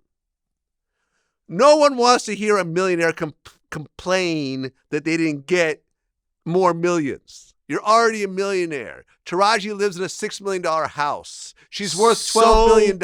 What? No one wants to hear. Sacrificed. Nobody wants to hear Vlad complain about money. For the sake of her craft, she has sacrificed. Hold on, she's sacrificed. Listen to me. Or is that what she really wanted to do? Let me talk. Okay. For the sake of her craft, she has sacrificed her privacy. She cannot walk around in regular. Okay, she live in a $6 million house. Why? Can't she live in the hood? Can she live in the burbs? Will she be left alone? She won't, right? Someone worth $12 million will never live in the hood. Someplace where she's forced to live in a $6 million house. Boo-hoo. Oh, no. I have to live in my $6 million house. But understand, woe is me. Life is so hard. Yo, you make it sound like it. I'm not, no one wants to hear a millionaire complain. No one wants to hear. That is a fact. Right? That is a fact. Does anyone want to hear likes to hear it. Does anyone want to hear Vlad complain about money? Nobody, not a damn person. And I know it, which is why I don't complain about money. But they're not complaining about the money. I had a rough year. They're not complaining about the money, Vlad. They're not complaining about the money. No, she was complaining. It's not the money. She was specifically complaining about the money. She was crying about the money. Do you think it's really about the money? Do you think it's really about the money? Yes. It's all about the money. That's the whole is it complaint. about, I worked this hard and they can still do this? Okay. That's what it's about. Here was my point. That's what it's really about. When me and Lunel had Lunel had a conversation about this, this was my point, okay? When I first got into the film business, my first project, my first documentary was called Ghost Ride the Whip. I directed and produced it. I spent 4 months working on it nonstop. I was in the editing bay every night, working, not getting sleep, trying to come up with the best project I possibly could. I put my heart and soul into this. I come from the Bay. This was a very personal project for me. You know, I pulled strings. I got Sway to narrate it. He got paid. You know what I'm saying? Everything else like that. It came out. It was reasonably successful. I got paid $25,000 for my role in it, and I never got a royalty check after that. The film company I went through said they never recouped. I got $2,500. For what? And I was the lead role. In? Rap War 1. Okay. You through someone else's company, right? Okay. So you got $25,000 for directing and producing a film that was on Netflix. I got that was on $2,500. BET. Yeah, okay, it was on. Right, mine was on Stars. Okay, there you go. Right. It was on Stars. It was on Stars. Vlad. Right. I feel People you. changing the channels. Oh shit. That's Netflix. Math. Vlad. Oh, here goes Vlad on Netflix. Right. You know what I told myself? And I never recouped. I never saw it to this day. This was 15 years ago because I was doing this right when VladTV was launching. And I looked at this and I said, okay, I'm not doing this again. From here on in, I'm no longer going through these movie companies. I'm going to own my own content. I'm going to shoot People ask, oh, why are you always behind the camera? Because when I started, I couldn't afford a cameraman. I was holding the camera. Right. I was holding the camera. I was editing the video. I was writing up the titles. I was putting it out. I was doing the marketing. I was doing everything. You know why? Because I couldn't afford anything else. You remember, I mean, we met probably not too long after that. I'm not making this up. What I said at that point is that, listen, I can complain. I can go on MySpace and say how Image Entertainment did me dirty and they owe me money and I wasn't paid enough. Or I could say, fuck it. I'm going to build up my own thing and go, from a small scale and work up and own my own projects. No, fuck that. And I will do it myself and I won't have to worry about getting underpaid. But first, we have to sync the people who's practicing this. Sync? So I hope that every actor that's been underpaid or been through some sort of imbalance or injustice, I hope every single one of them speaks out against that company or that production house or whatever it is. I hope they speak out in the midst of creating their own independent films, in the midst of creating the routes where those companies don't hold power. I know this sounds very romantic. I know you don't get what I'm saying. Put it that way. No, I understand But what you you're get what I'm saying. saying. I understand what you're saying. But what I'm saying is, to be able to do that, Vlad, especially with Hollywood, they first have to sync the people who are going to spend their money in trying to destroy you after you do it. You dig what I'm saying? No one's. I mean, I know it sounds cool that people are destroying you and blacklisting you and everything else like that. My point was this: if Taraji doesn't like what she's getting paid, there's nothing stopping her from creating her own projects. Yes, there is. No, there isn't. That's bullshit. That's absolute bullshit. She is a very well-respected actress. Vlad, stop it. With relationships Stop with everyone. Vlad. She could get Stop it, A-list Vlad. actors in her Stop it, project Vlad. for pennies, Stop if not it, free. Vlad. Yes, she could, but guess what? When it's time to put that shit up someplace, you got a bunch of people who's like, yeah, don't support that shit. No, don't let her do it. Yeah, don't not. Matter of fact, don't nix that. Okay. Matter of fact, those ads. This is the they argument. They are out there trying to keep you down. They, it's not nebulous. the they. It's not they. It's not a they. There are names. Okay. There are names. Who are they? I don't know. I'm not in Hollywood. Exactly. I'm not in Hollywood. But yet you know. You're not in Hollywood, so you don't know, but yet you know that this is happening. Yeah, I know what's happening. That doesn't make sense. Hey, Vlad, I did integrations. What's that? With BT. What's that? Integrations where we collaborated on stuff. Okay. I hosted the red carpet. Okay. Did my podcast get a nomination? Not sure. Did it? No. Okay. You know whose podcast? Young Miami? Yeah. You know what company? Revolt? You know what deal I didn't take? Revolt?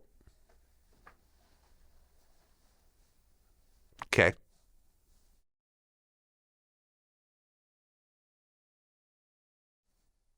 Does a nomination really make a huge difference? I'm just talking shit. I'm just talking shit, Vlad. I'm just talking shit. But that's how it could work out. You think what I'm saying? That's how it could work out. Was VladTV nominated? It's not for anything. Not a podcast. VladTV's not a podcast. I'm actually a podcast, and in the rankings of plays and views, I am in the top 5. I dance with these guys in the top 5. VladTV doesn't get your numbers. VladTV gets. No, I'm not saying that. I'm saying audio. Okay, we don't do audio, but it's the same. It's the same difference. But it's a podcast because it's audio. Okay.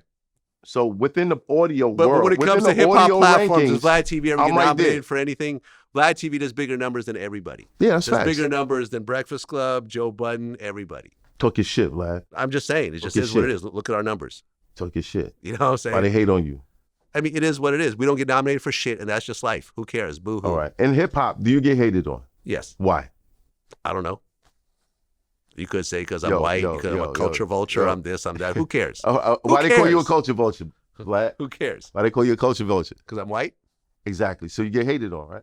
Who cares? So you can understand what that feels like. Do I care? You don't care because you Do I cry about it? No. You don't care because you sustained your own. Not many people could do. Bro, how many VladTVs you think there are in the world? There's not many, right? It's not many. There's a lot of baby VladTVs in the world. But there's not many VladTVs, right? There's not. Okay. You earn that. There's not many My Expert Opinions. Yeah. We earn this right to say, yeah, whatever. Yeah. Not everybody has that. Like I watch battle rappers, I conduct interview, listening, hearing them talking about how this is messed up and this is messed up and this is messed up and we don't get paid and they make this and da-da-da-da-da. I hear these things. And I'm like, damn. Not everybody's us. Listen. Somebody has to be them. When it comes down to this, there is one entity that puts up the money and puts up all the risk. All the risk.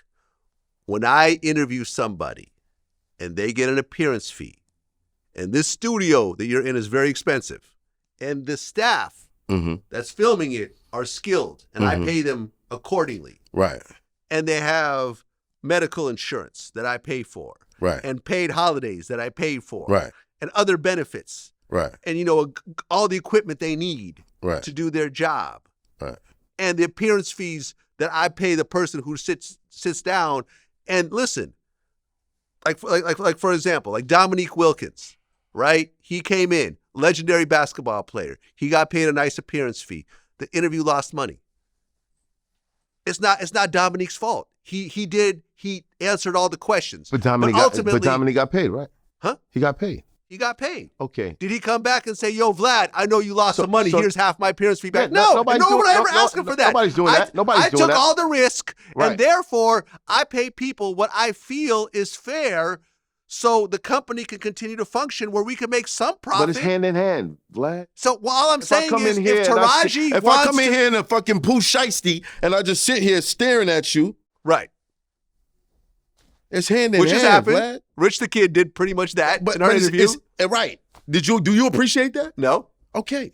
It's hand in hand, bro. There's a partnership. There's a partnership. You have all this. There's a partnership. Record the moment. But one person is taking all the financial risk. And the person who's taking the financial risk should ultimately make more. It shouldn't be to the point where, come on, bro. But nobody's forcing the person to say, I'm going to accept this offer. They could say, listen, it's not enough money. Lots of times I've negotiated with people, hey, it's not enough money. Cool. Vlad, it's the lie. The lie? What lie? It's the lie that when you get into the industry, people tell you, yo, you get to this level and you get to this level and you're going to get to this level and that was a great movie. Watch, one day you're going to get to this level. And then they reach a ceiling and they're like, wait a minute. You know what happens when you reach a ceiling? It's time for you to go around and go take the stairs to get to a higher floor. Or find where the elevator is. I understand. And I've seen the comments. You don't got the answers, Vlad. You don't got the answers. I do have the answers. You don't got the answers. At the point where you say, you don't got the answers. By me being an actor or an actress, I'm not getting what I want. Maybe it's time for me to be a producer. Do you think me to be a director? Do you think Yeezys would be as big as they are if Kanye took Sway's advice and went independent? No. Why? Because these guys control up here. They control that shit. They're not going to let you get there unless they're making a profit off of that shit. Yeezy, Ye, he knew that. Sway didn't know that. Ye knew that. That's the whole reason why when they get to that, they told me I could get up there, but I'm not. I think I'm at the top of my game. And Kanye became a billionaire. I'm not getting there. Kanye became a billionaire through his partnership with Adidas. Yes. Right? Yes, he did. With Adidas. When he was with Nike, they were putting out these little limited edition Yeezys with him, and he was getting very little money because there wasn't any money to be had, right? When you make 10,000 sneakers, how much money you gonna pay someone $100 million? What he was getting was that brand. Yeah. You got that? Okay. My name is synonymous now with these sneakers. With Nike. Now I could parlay into a deal with Adidas. He knew he had to do that. Right. And now he's putting out his own sneakers, so right? when you sit there and be like, sock things. well, make your own movies. No, bro. No. You could totally make your own movies. They know these what's days. going on. They could totally make their own movies. They know it, but it's not. It's not. I have going two words. to run Really? the same Really? way. 2 words. Tyler Perry. What? Tyler Perry's been killing it independently. Okay. Who was Tyler Perry? Hold on. Just to be clear. Yeah. Tyler Perry. Yes. And he owns the went biggest on studio. tours. I'm sorry? He took his show on tour. Doing plays. Correctly. Everywhere. Correct. Yeah. He built his fan base. Correct. First. Yes. Once he controlled the amount of people he could put in the seat, then the other level was, it's open. It's open. I got the proof right here. This is how many people showed up to my whole shit. Yeah. Yeah. Yeah. Give me what I need. Let me go put on a dress. I'm do a an good independent movie. business decision. Yes. And Tyler Perry's a billionaire now. Yeah. But he knew that. He started from, and he built this shit. Right. What about the people who were told, I'm gonna put you in this movie, you do well, then you'll get here, then you'll get here, and when your shit does this numbers, then that means you're supposed to get this, you're supposed to get this. They are the people who's finding out there's a ceiling.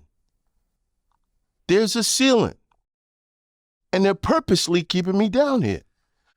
Okay, I'm just going to disagree on this. Okay, I don't know why. I mean, whatever, I don't know why. I don't know why you would disagree.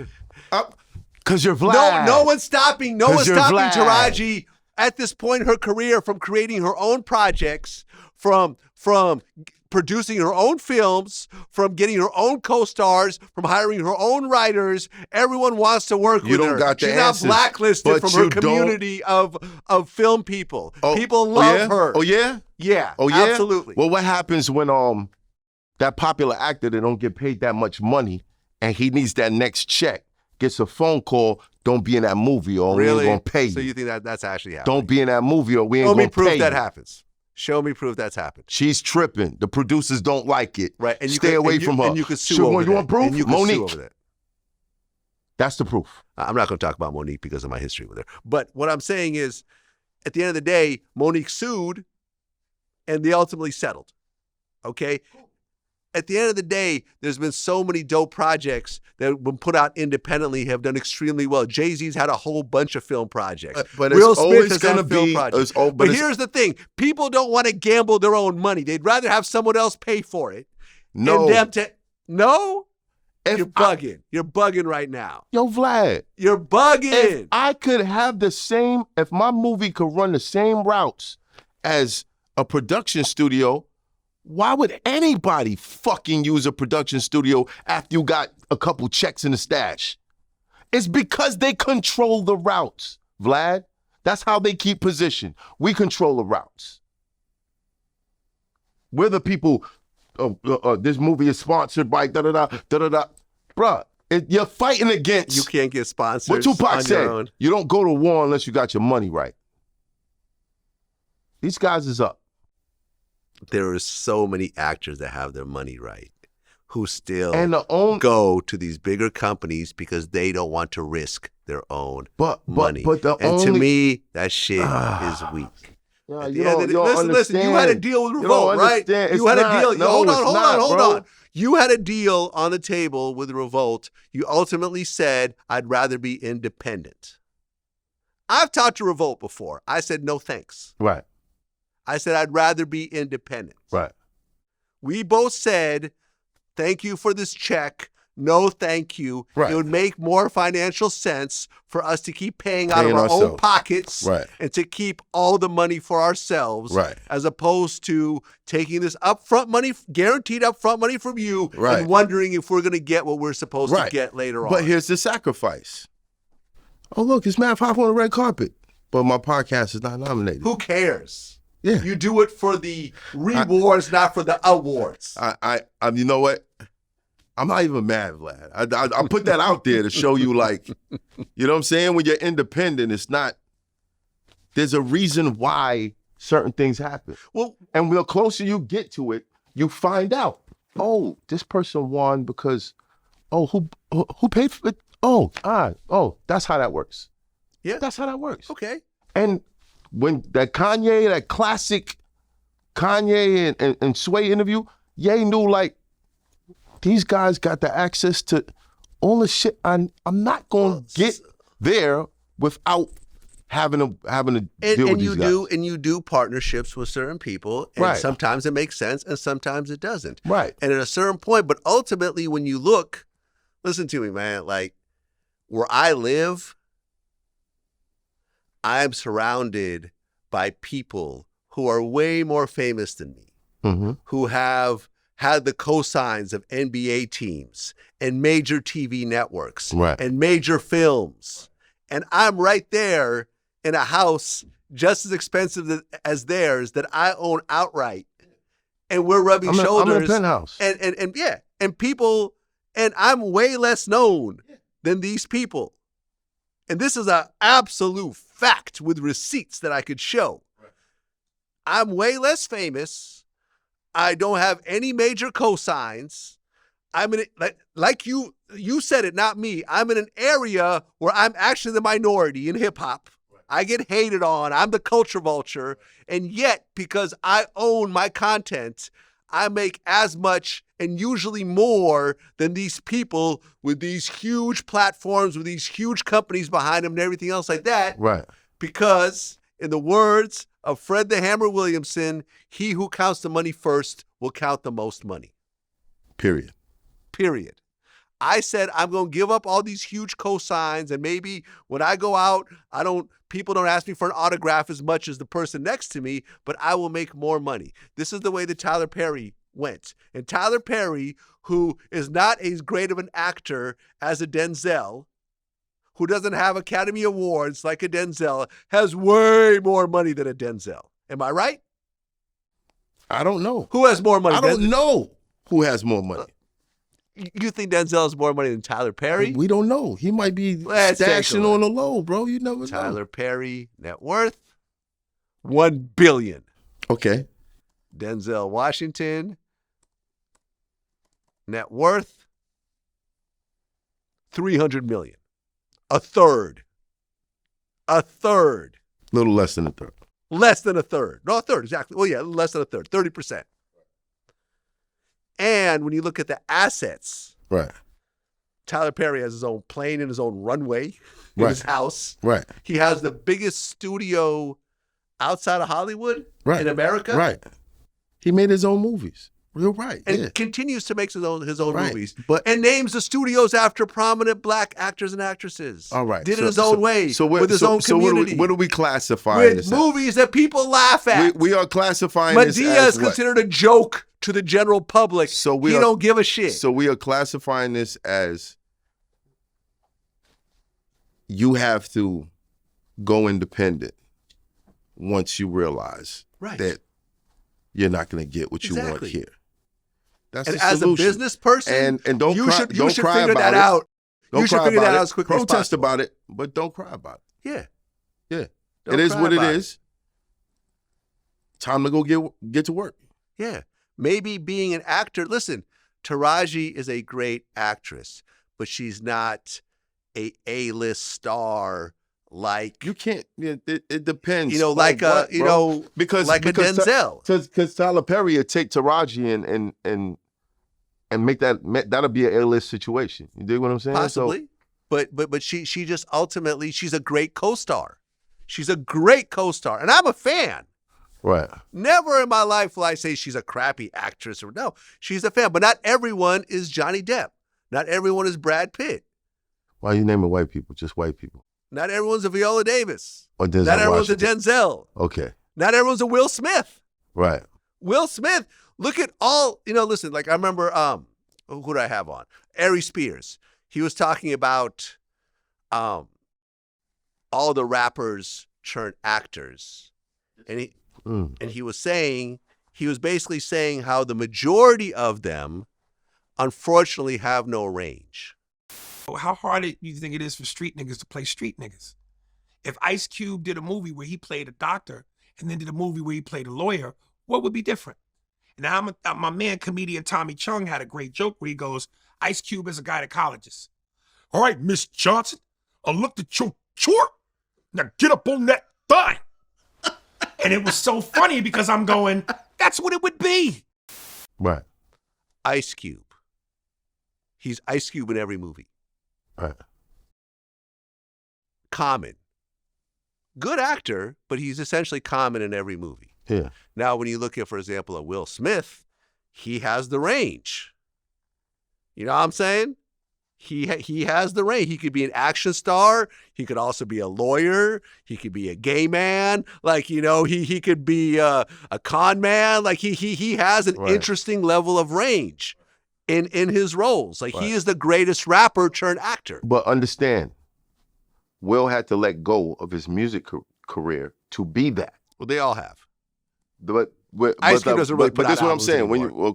Ice Cube, all right. But there's certain rapper actors who still have their image and selling records that they have to think about. So it's not everybody, but I get what you're saying. I mean, listen, another one he named, DMX.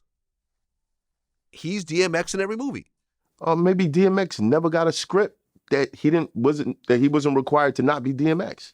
Well, however, I mean, to be realistic, I can understand why it would look like that, because a studio is not going to come to you and think that this rapper is the greatest actor in the world. They're going to say, all right, we need someone that's going to get people in those seats. Let's have this guy play himself in this movie. There's nothing wrong with being one-dimensional. I mean, The Rock pretty much plays The Rock in every movie, and he's a fucking A-list superstar. Right. You know, Kevin Hart is Kevin Hart in every movie. So it's not and the range. He's an A-list superstar. It's not the range. You know what I'm saying? It's not always, but I'm saying, like, when it comes to range. Russell Crowe, range. Russell Crowe, range. Daniel Day-Lewis, incredible range. He becomes Abraham Lincoln, but he doesn't get paid as much as The Rock. Leonardo DiCaprio. Now, he has range. And he gets paid the biggest amounts. Right. Right? Samuel Jackson. Samuel Jackson, range. And he's the most profitable actor, I think, alive right now. You know what I'm saying? Right. So it is what it is. But at the end of the day, you just can't just keep complaining that someone doesn't pay you what you think they're supposed to pay you. It's time to pivot. Like I said. No, I told you gotta pivot. It's Listen, not, okay, it's not, hold on, even in your own life, yo. No, let me say. Battle rap was not doing it for you the way you wanted it to be done, right? But that's me, right? It's not everybody. You had to pivot. That's me. And It's not everybody. And do what I do to make the real money, right? Do you know how? Am I right? Am I right? Just answer my question. Am I right? You're correct. You're okay, 100% correct. But that doesn't mean everybody could do what we do. That doesn't mean it. Is that so? So the fact that they don't do it, they should be pitied, and you should say, but there should be a level of fairness within it. There is no such thing as fairness in a capitalistic society. Yeah, you're right. Right? You're right. I'm not arguing. It's capitalism. Yeah, you got it. It's capitalism. But if it's not charity. But if, let's say, someone close to you, someone that you care about, okay, creates a project. Yes. And they create this project with this person, with someone else or whatever, and you find out that this person got robbed, it would bother you. Correct? Robbed? Well, not robbed, but the way the contract or something was structured, there was a separate. If you found out that there was just some fuckery that cut this person that you care about down, I never look at things that way. You know what I'm saying? Because ultimately, when it comes to creating projects, it's a little different when you have a long track record of, like, you know what I'm saying? Like, look,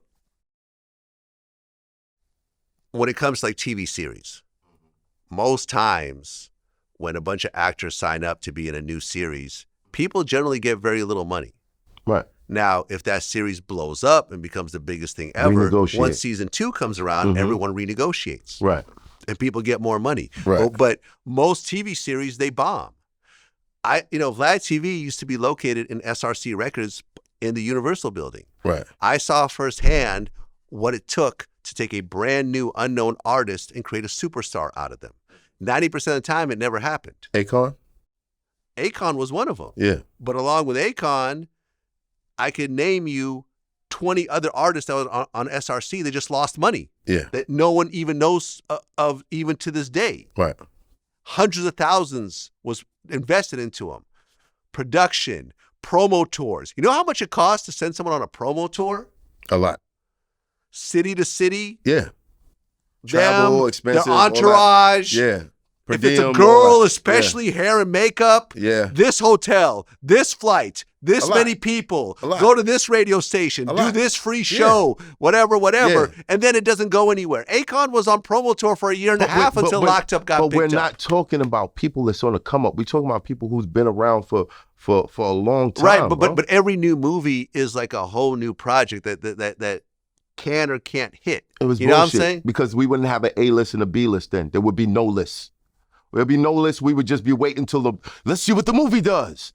There's a reason we have A list, B list, and C right? list. Because there's a built-in audience. But Tom Cruise himself has had lots of movies that have bombed. That he's admitted to that have bombed, because ultimately there's the script, there's the director, there is the editors, there's the director of photography. Yeah. Like, if all those pieces don't come together, you could have an A-list cast and the movie will lose money. You know, for example, like people brought up the fact there's a movie called Justice League. Justice League, yeah, the first Justice League, it bombed. Taraji P. Henson, she starred in Proud Mary. That movie lost money. That's one of the few movies that she was the lead actress in, and ultimately the movie lost money. Yo, it's crazy. But this is the risk. You think Taraji said, I feel so bad.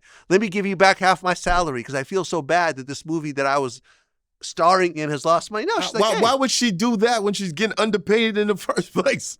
Why would she do that? You can't have it both ways. You can't say that, I want more money when it does well, but I don't want to give back none of my money when it does bad. Like, this is the risk. She didn't finance that movie. Someone else did, and someone else took a bath. Took a bath. I hear you. That's my only point. I hear you. That's my only point. I hear you. But I feel like what they're doing, announcing that, letting it be known, is just something that needs to be known. And she has all the right in the world to put that out there. Right. And she was crying and it was emotional and it struck a nerve with a lot of people. But most people, 99% of the people that are commenting, don't have their own business, are not in Hollywood, have no idea just what looking it's like. at it from, hey, I like Taraji, I feel bad that she's crying. But so I'm going to take her side. But from the standpoint of someone who's been on part of a culture where, you start to realize that I'm helping building this shit, but I'm not making the money. Other people are making the money. Other people are driving Porsches. Other people are going on trips I'm not making Porsches the money. Going on trips, man. She worth $12 million. No, I'm just saying. But you start to realize the difference, and it's just not. It's not a comfortable thing. You know what I mean? There's a reason why I came over and I started Killers Battle League with Vlad. And it didn't work. There's a reason, right? Yeah. Because it wasn't doing it. You know what I mean? Did we make money? No, we didn't. No. And I put up all the money for that. Remember, I put up all the money. Right. And then we sat there, we counted it out. But I showed you, I said, there's no money that was made. But with my value, like if I'd have done that battle in another league, I would have got paid a lot more money. So that was my contribution. Right. And organizing and the time that it took we all to put the spent whole time on shit it, and none of us made nothing. And then whatever. You saw how many people were there? Yeah. I wasn't hiding the numbers from you. Like, you know what I mean? You saw what happened. We didn't make no money. Right. Okay. And we didn't do another project. You know what I mean? I'm not mad at you. You're not mad at me. We had no beef after that. We were still friends. Right. Sometimes. So you get it now. I get it. Now, if you came back and said, I didn't get paid enough. If I went somewhere else, I would have gotten paid more, and you're mad at me, I'd be like, you're bugging. No, Vlad. Yeah. We tried to solve the issue. We went independent, and we made no money. But, I mean, all of battle rap is independent.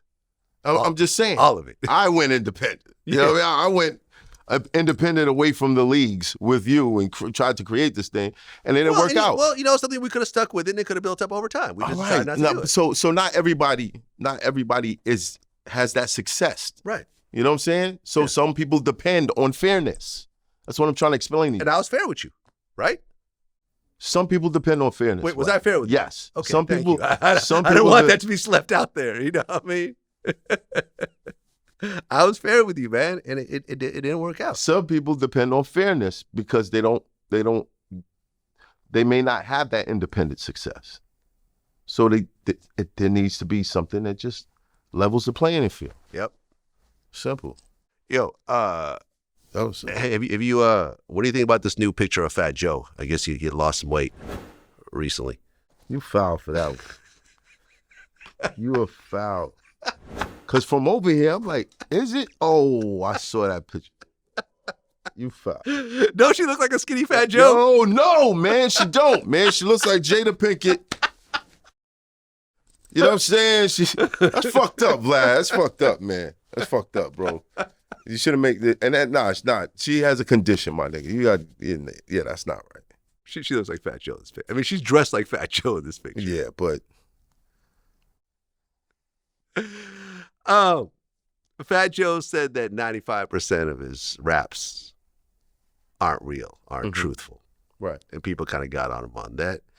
But, you know, I remember when I interviewed him in our last interview, which was a long time ago, like 5 years ago or whatever, he said, yo, like, if all my raps were real, my wife would stab me.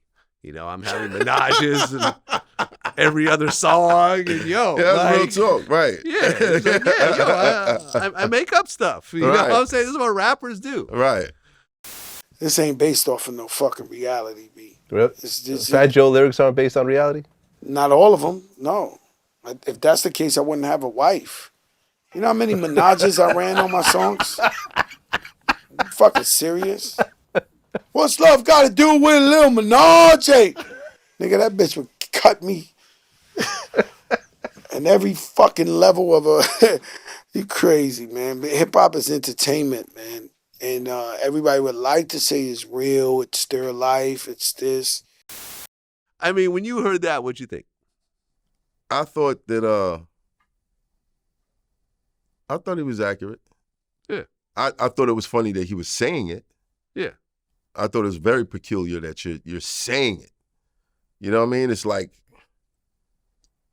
don't tell people. Other rappers, you know, the rappers that rap about rap, they tell people all the time.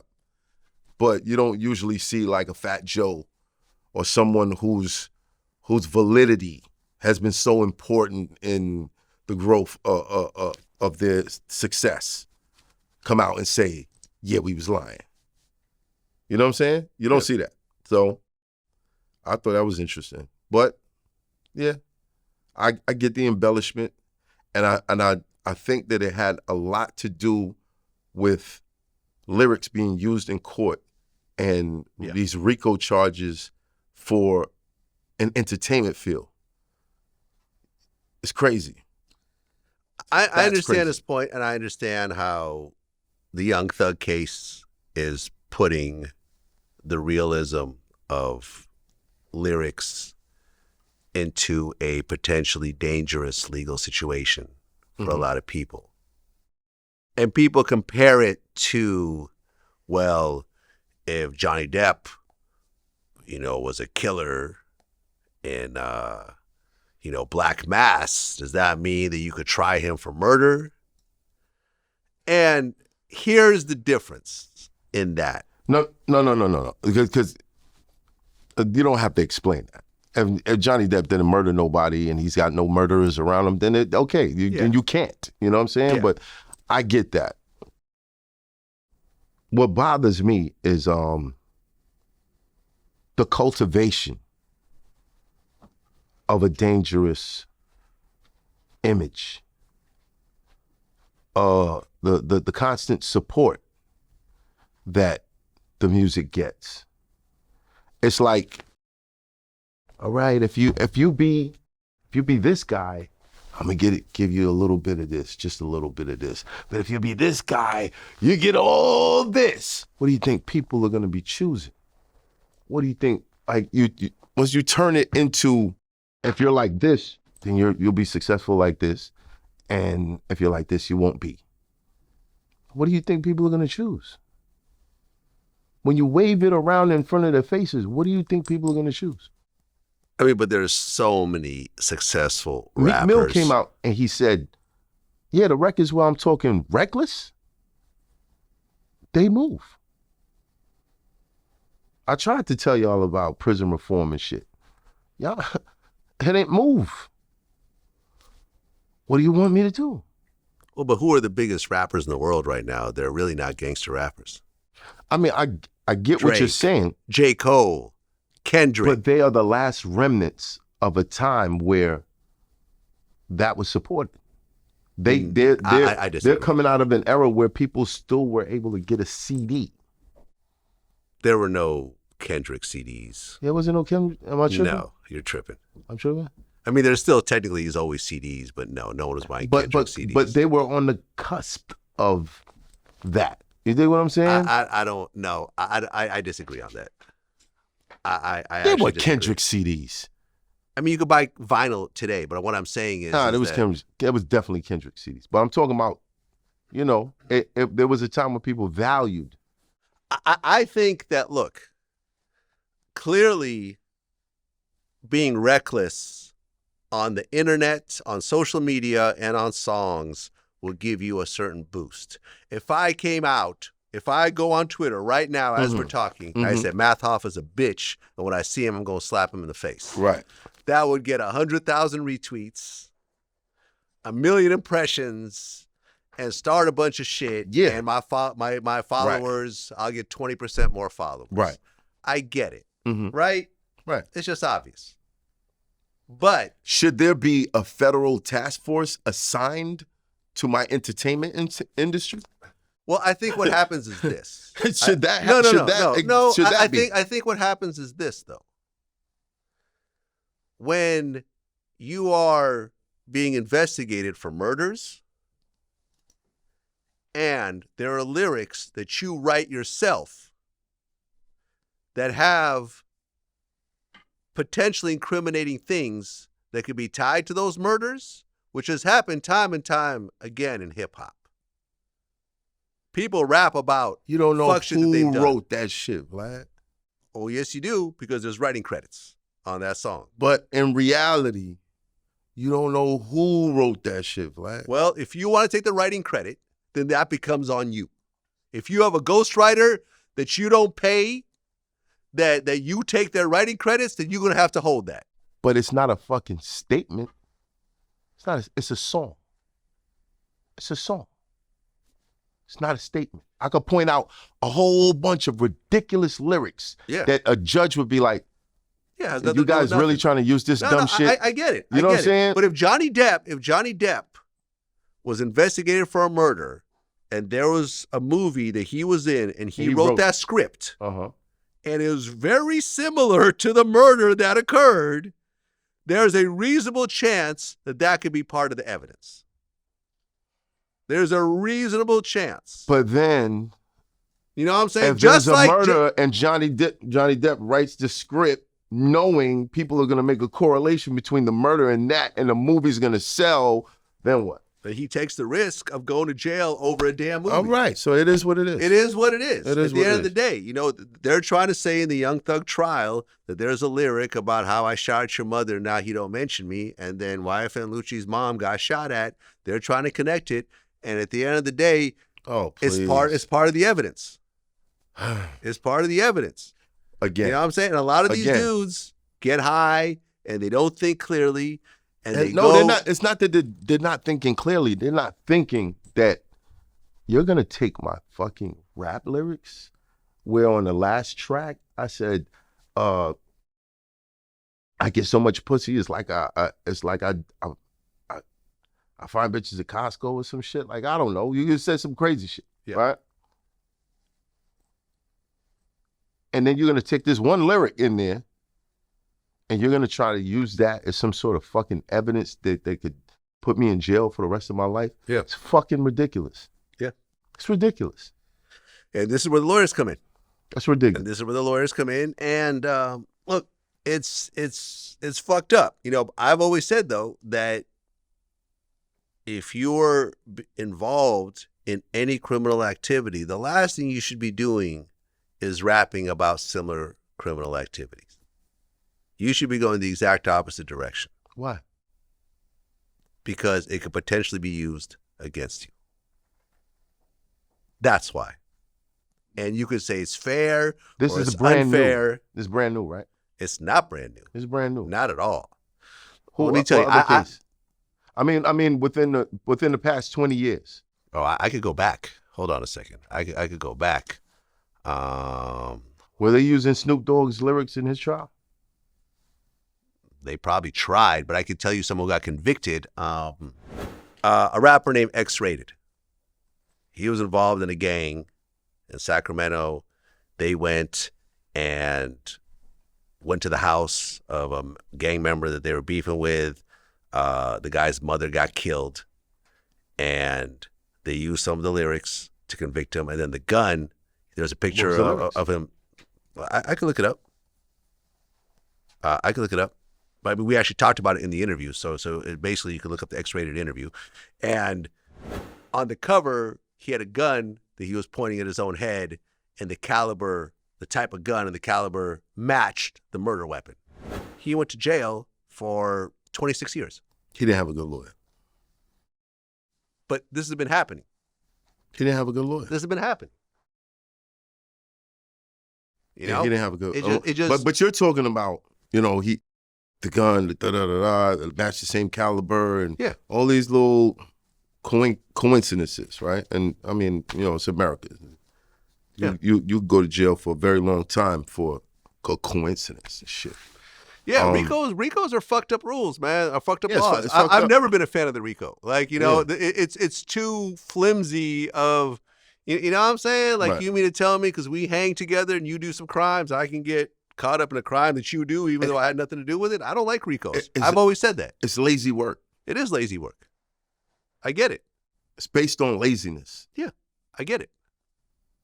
And that's why they would use rap lyrics. Because what the fuck kind of evidence is that? If everything else that I said is not true, why would you pick out this piece? You and make a say good point. That part is true. Yeah. It's ridiculous. I agree with you. Lazy work. I agree with you. Last question. Mhm.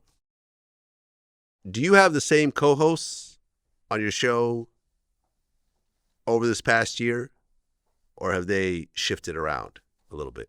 You don't know. It's hard for me to keep track. But people have pointed it out in the comments. Yeah, I mean, I guess I said I was going to leave this in 2023. And yeah, I think that,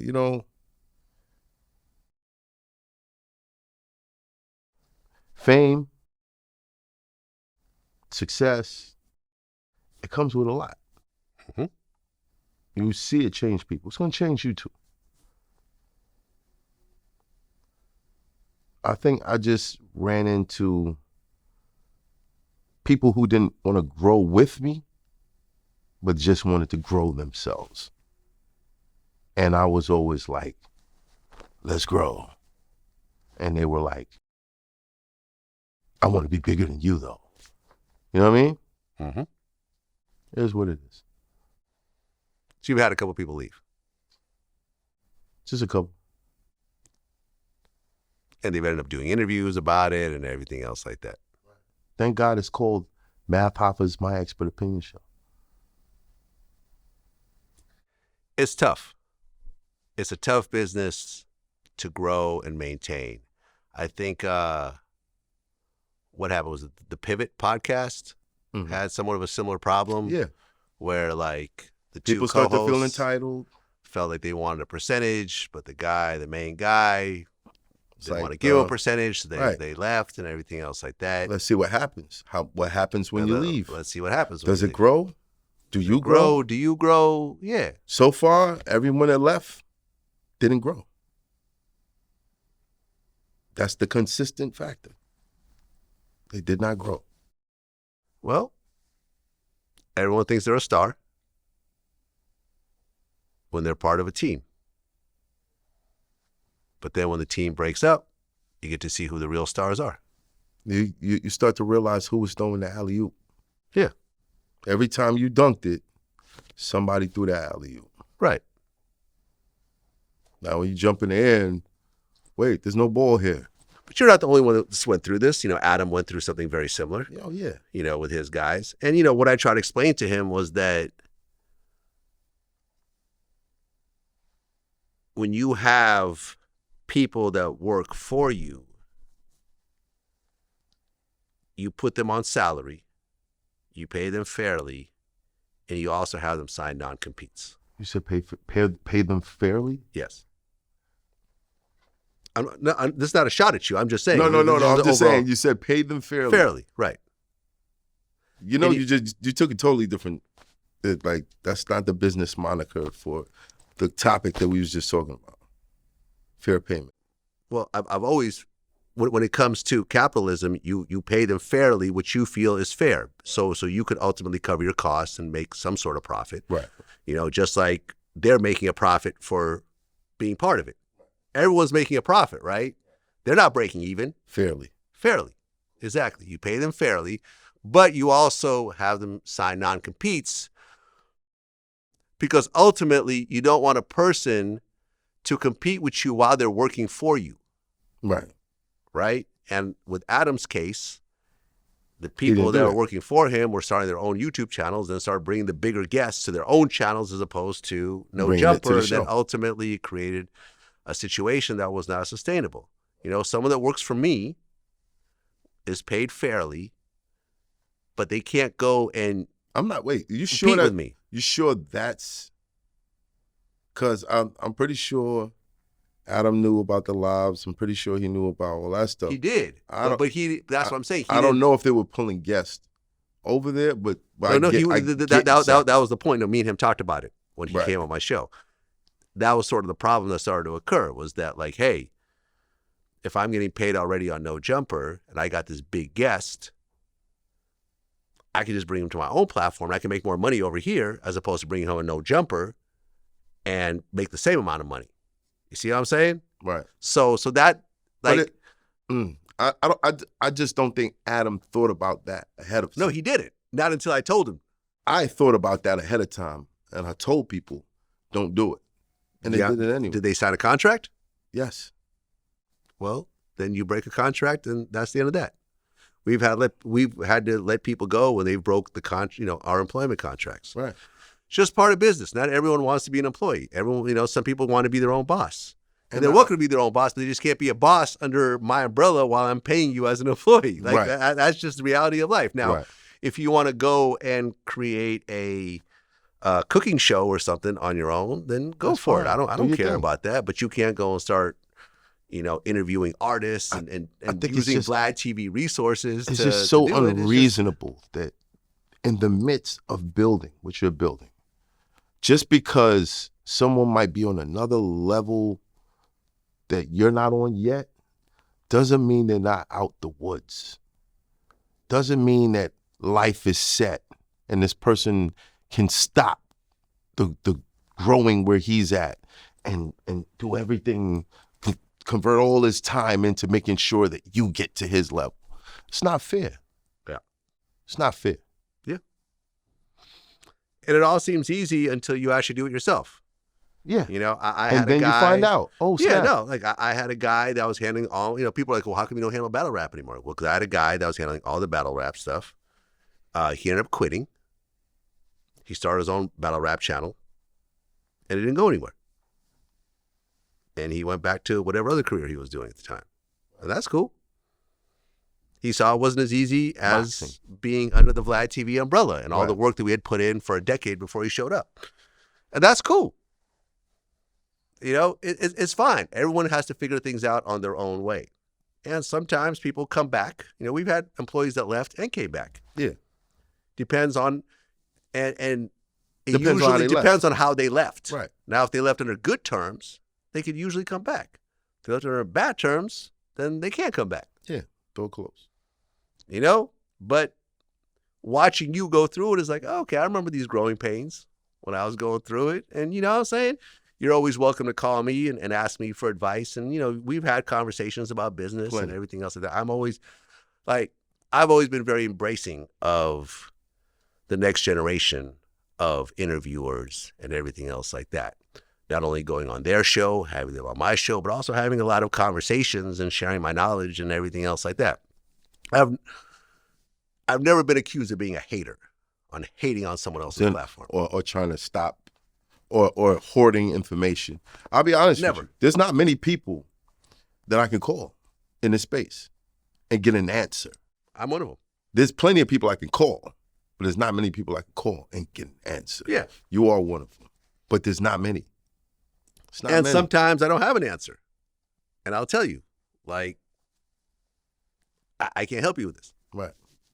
And vice versa. It is. Yeah. You know, sometimes I want access to a guest and you'll be like, yeah, here you go. Or sometimes I can't help you. Sometimes you'll want access to, okay, well, I can give you the contact, but they're going to want a big bag. You know what I'm saying? Right. So if you want to do it, just know that this is the road you're going down. And, you know, it is what it is. At the end of the day, I don't care about competition because I feel like we all will do better working with each other than beefing with each other.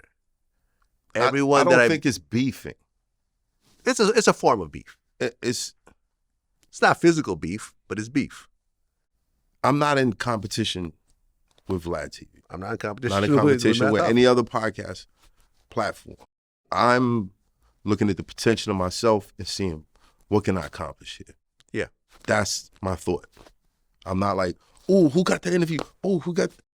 I am if I see like, that's dope. Let me send them a text. Yeah, that's fire. You know what I mean? But I'm not in competition. But you start to feel like people are in competition with you sometimes. It's like, wait a minute. Yeah, it's weird. Yeah, and here's like a little gem to all the artists that are coming up. I don't think anyone's ever said this before, but this is a gem, I feel.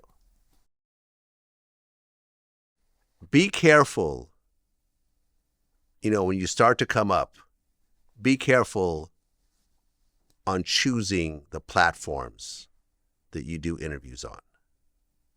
Because when people like you and I decide who to bring on, we will almost always look at the other interviews that they've done and look at those numbers. Right. And partially base our decisions on those numbers. Yeah. There's three factors for me. Okay. A phone call. I kind of like screen the guests. I chop it up with them, see how the conversation's going to flow. If you're a talker, you're not a talker. If if it's just your name that you're going to be on the show, or if I could get some interesting information out of you. Just see what it's going to be like. Because that always helps the whole aura of the show. If it looks like, yeah, we all know each other. You know what I'm saying? But yeah, I look at those other interviews and I'm like, nah, that could be the deciding factor. It could. It's part of it. It's not the whole thing. Yeah. But, you know, if you're on a channel that does like 2,000 views, 1,000 view, and you're a big artist, you can't go there. And you know, that's tough. I don't want to say this because I don't want to ruin anybody's growth either. But for someone like Vlad, who has a budget set aside for particular guests, you can't go to some place like that and then be like, yo, give me. No. So it's in the numbers. This is still a business. Yeah. I mean, look, if I see you interview somebody and they're only getting 2,000-3,000 views, and I know that you have other artists that are getting 50, 100,000 views, that's going to make me question whether I want to bring them on my platform, because we have, you know. Yeah, it's hip hop. It's all hip hop. You know, you're at about 1 million subscribers. I'm at 5 million, but it's all kind of like, you know, a big guest will do big numbers either way. You know what I'm saying? So it's like, if you go and start bombing on some of these similar sized platforms, the other platforms probably won't fuck with you. That's why I hate press runs. I don't know for artists. Talk to your publicist. Make sure they're not doing any goofy favors that's not going to help your career. Right. Because I like, especially in New York City, I find like there's some publicists who include things for favors. My publicist does it sometimes, and I'm like, I know you ain't just say that to me. Like, you know what I mean? But I get it. Well, sometimes you have to do favors. You guys network, you guys try to pull sense, favors right? and all that stuff. But be careful, man, because sometimes they'll send you to Goofy World and then call me next. Yeah. And I'm like, nah, you went to Goofy World. So that's it. Yeah. It is what it is. Yeah, you got to look at it as, because ultimately careers do get built off these podcasts, off these interview platforms. Right. People blow up off these things, but it could also go both ways. So decide where you want to go and make sure it's the right fit, because those numbers are going to follow you. Yeah. You know what I'm saying? So when people approach me and I look, and every platform they do, they're bombing on, it's like you're probably not going to get on my platform. The interviewer is it's important. It is. Because if you have someone who's engaging and is going to pull good information out of you, it's a great interview. You become more popular. People feel more connected to you. Yeah. But if you at Goofy World, chuckling and ha ha ha, while Glizzy's is getting down the throat, like, yeah. What are you doing there? What are you doing at Goofy World? Right, listen, we stop going to Goofy World.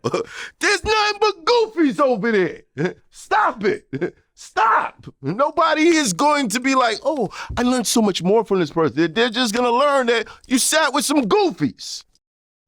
Sit. Stop going to Goofy World, man.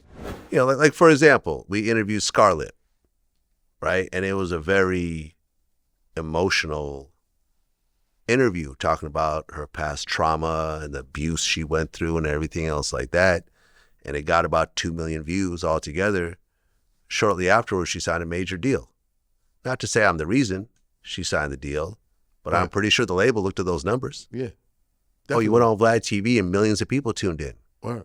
Okay, we feel a little more confident putting an extra, an extra few numbers. Yeah, you got a in story that to tell. in that deal. And you because you sat with somebody who would pull that story out.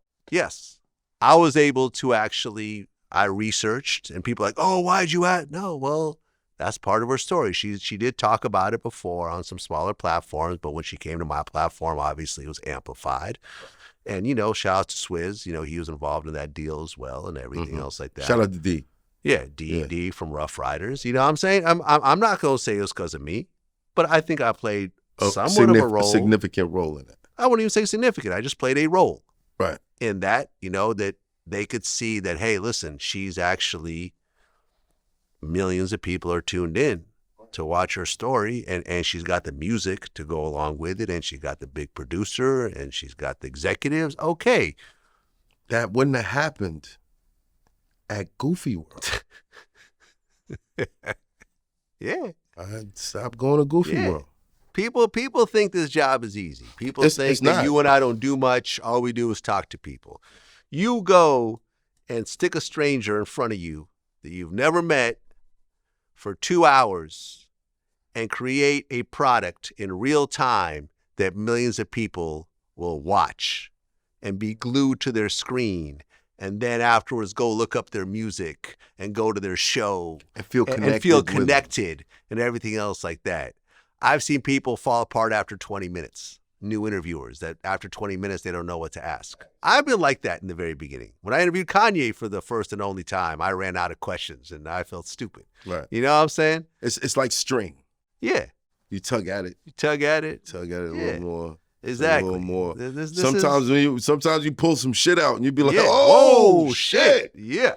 This was here the whole time. It's not easy, man. It's not easy. And I consider myself, an expert in my craft. I look at you as an expert in your craft. I look at Nori. You know what I'm saying? I look at academics. I look at Adam. I look at Sean from Say Cheese. You know, these are all people that I rock with, that I've had on my platform, that I've been on their platforms, and we're all good at what we do, and we all respect each other, and we all create great product, man, and we all rock with each other, and you know, we gonna keep doing this. Next time you're gonna see me on My Expert Opinion, you know what I'm saying, in the barber chair, like I usually do, talking my shit, doing my numbers. You need to bring your barber chair. Oh yeah, I got it right over there. You got one back there. I got one back there. Yeah, we'll see. Yeah. We'll see. We'll see. It's what it is, Math Hoffa. Till next time. Till next time. Peace.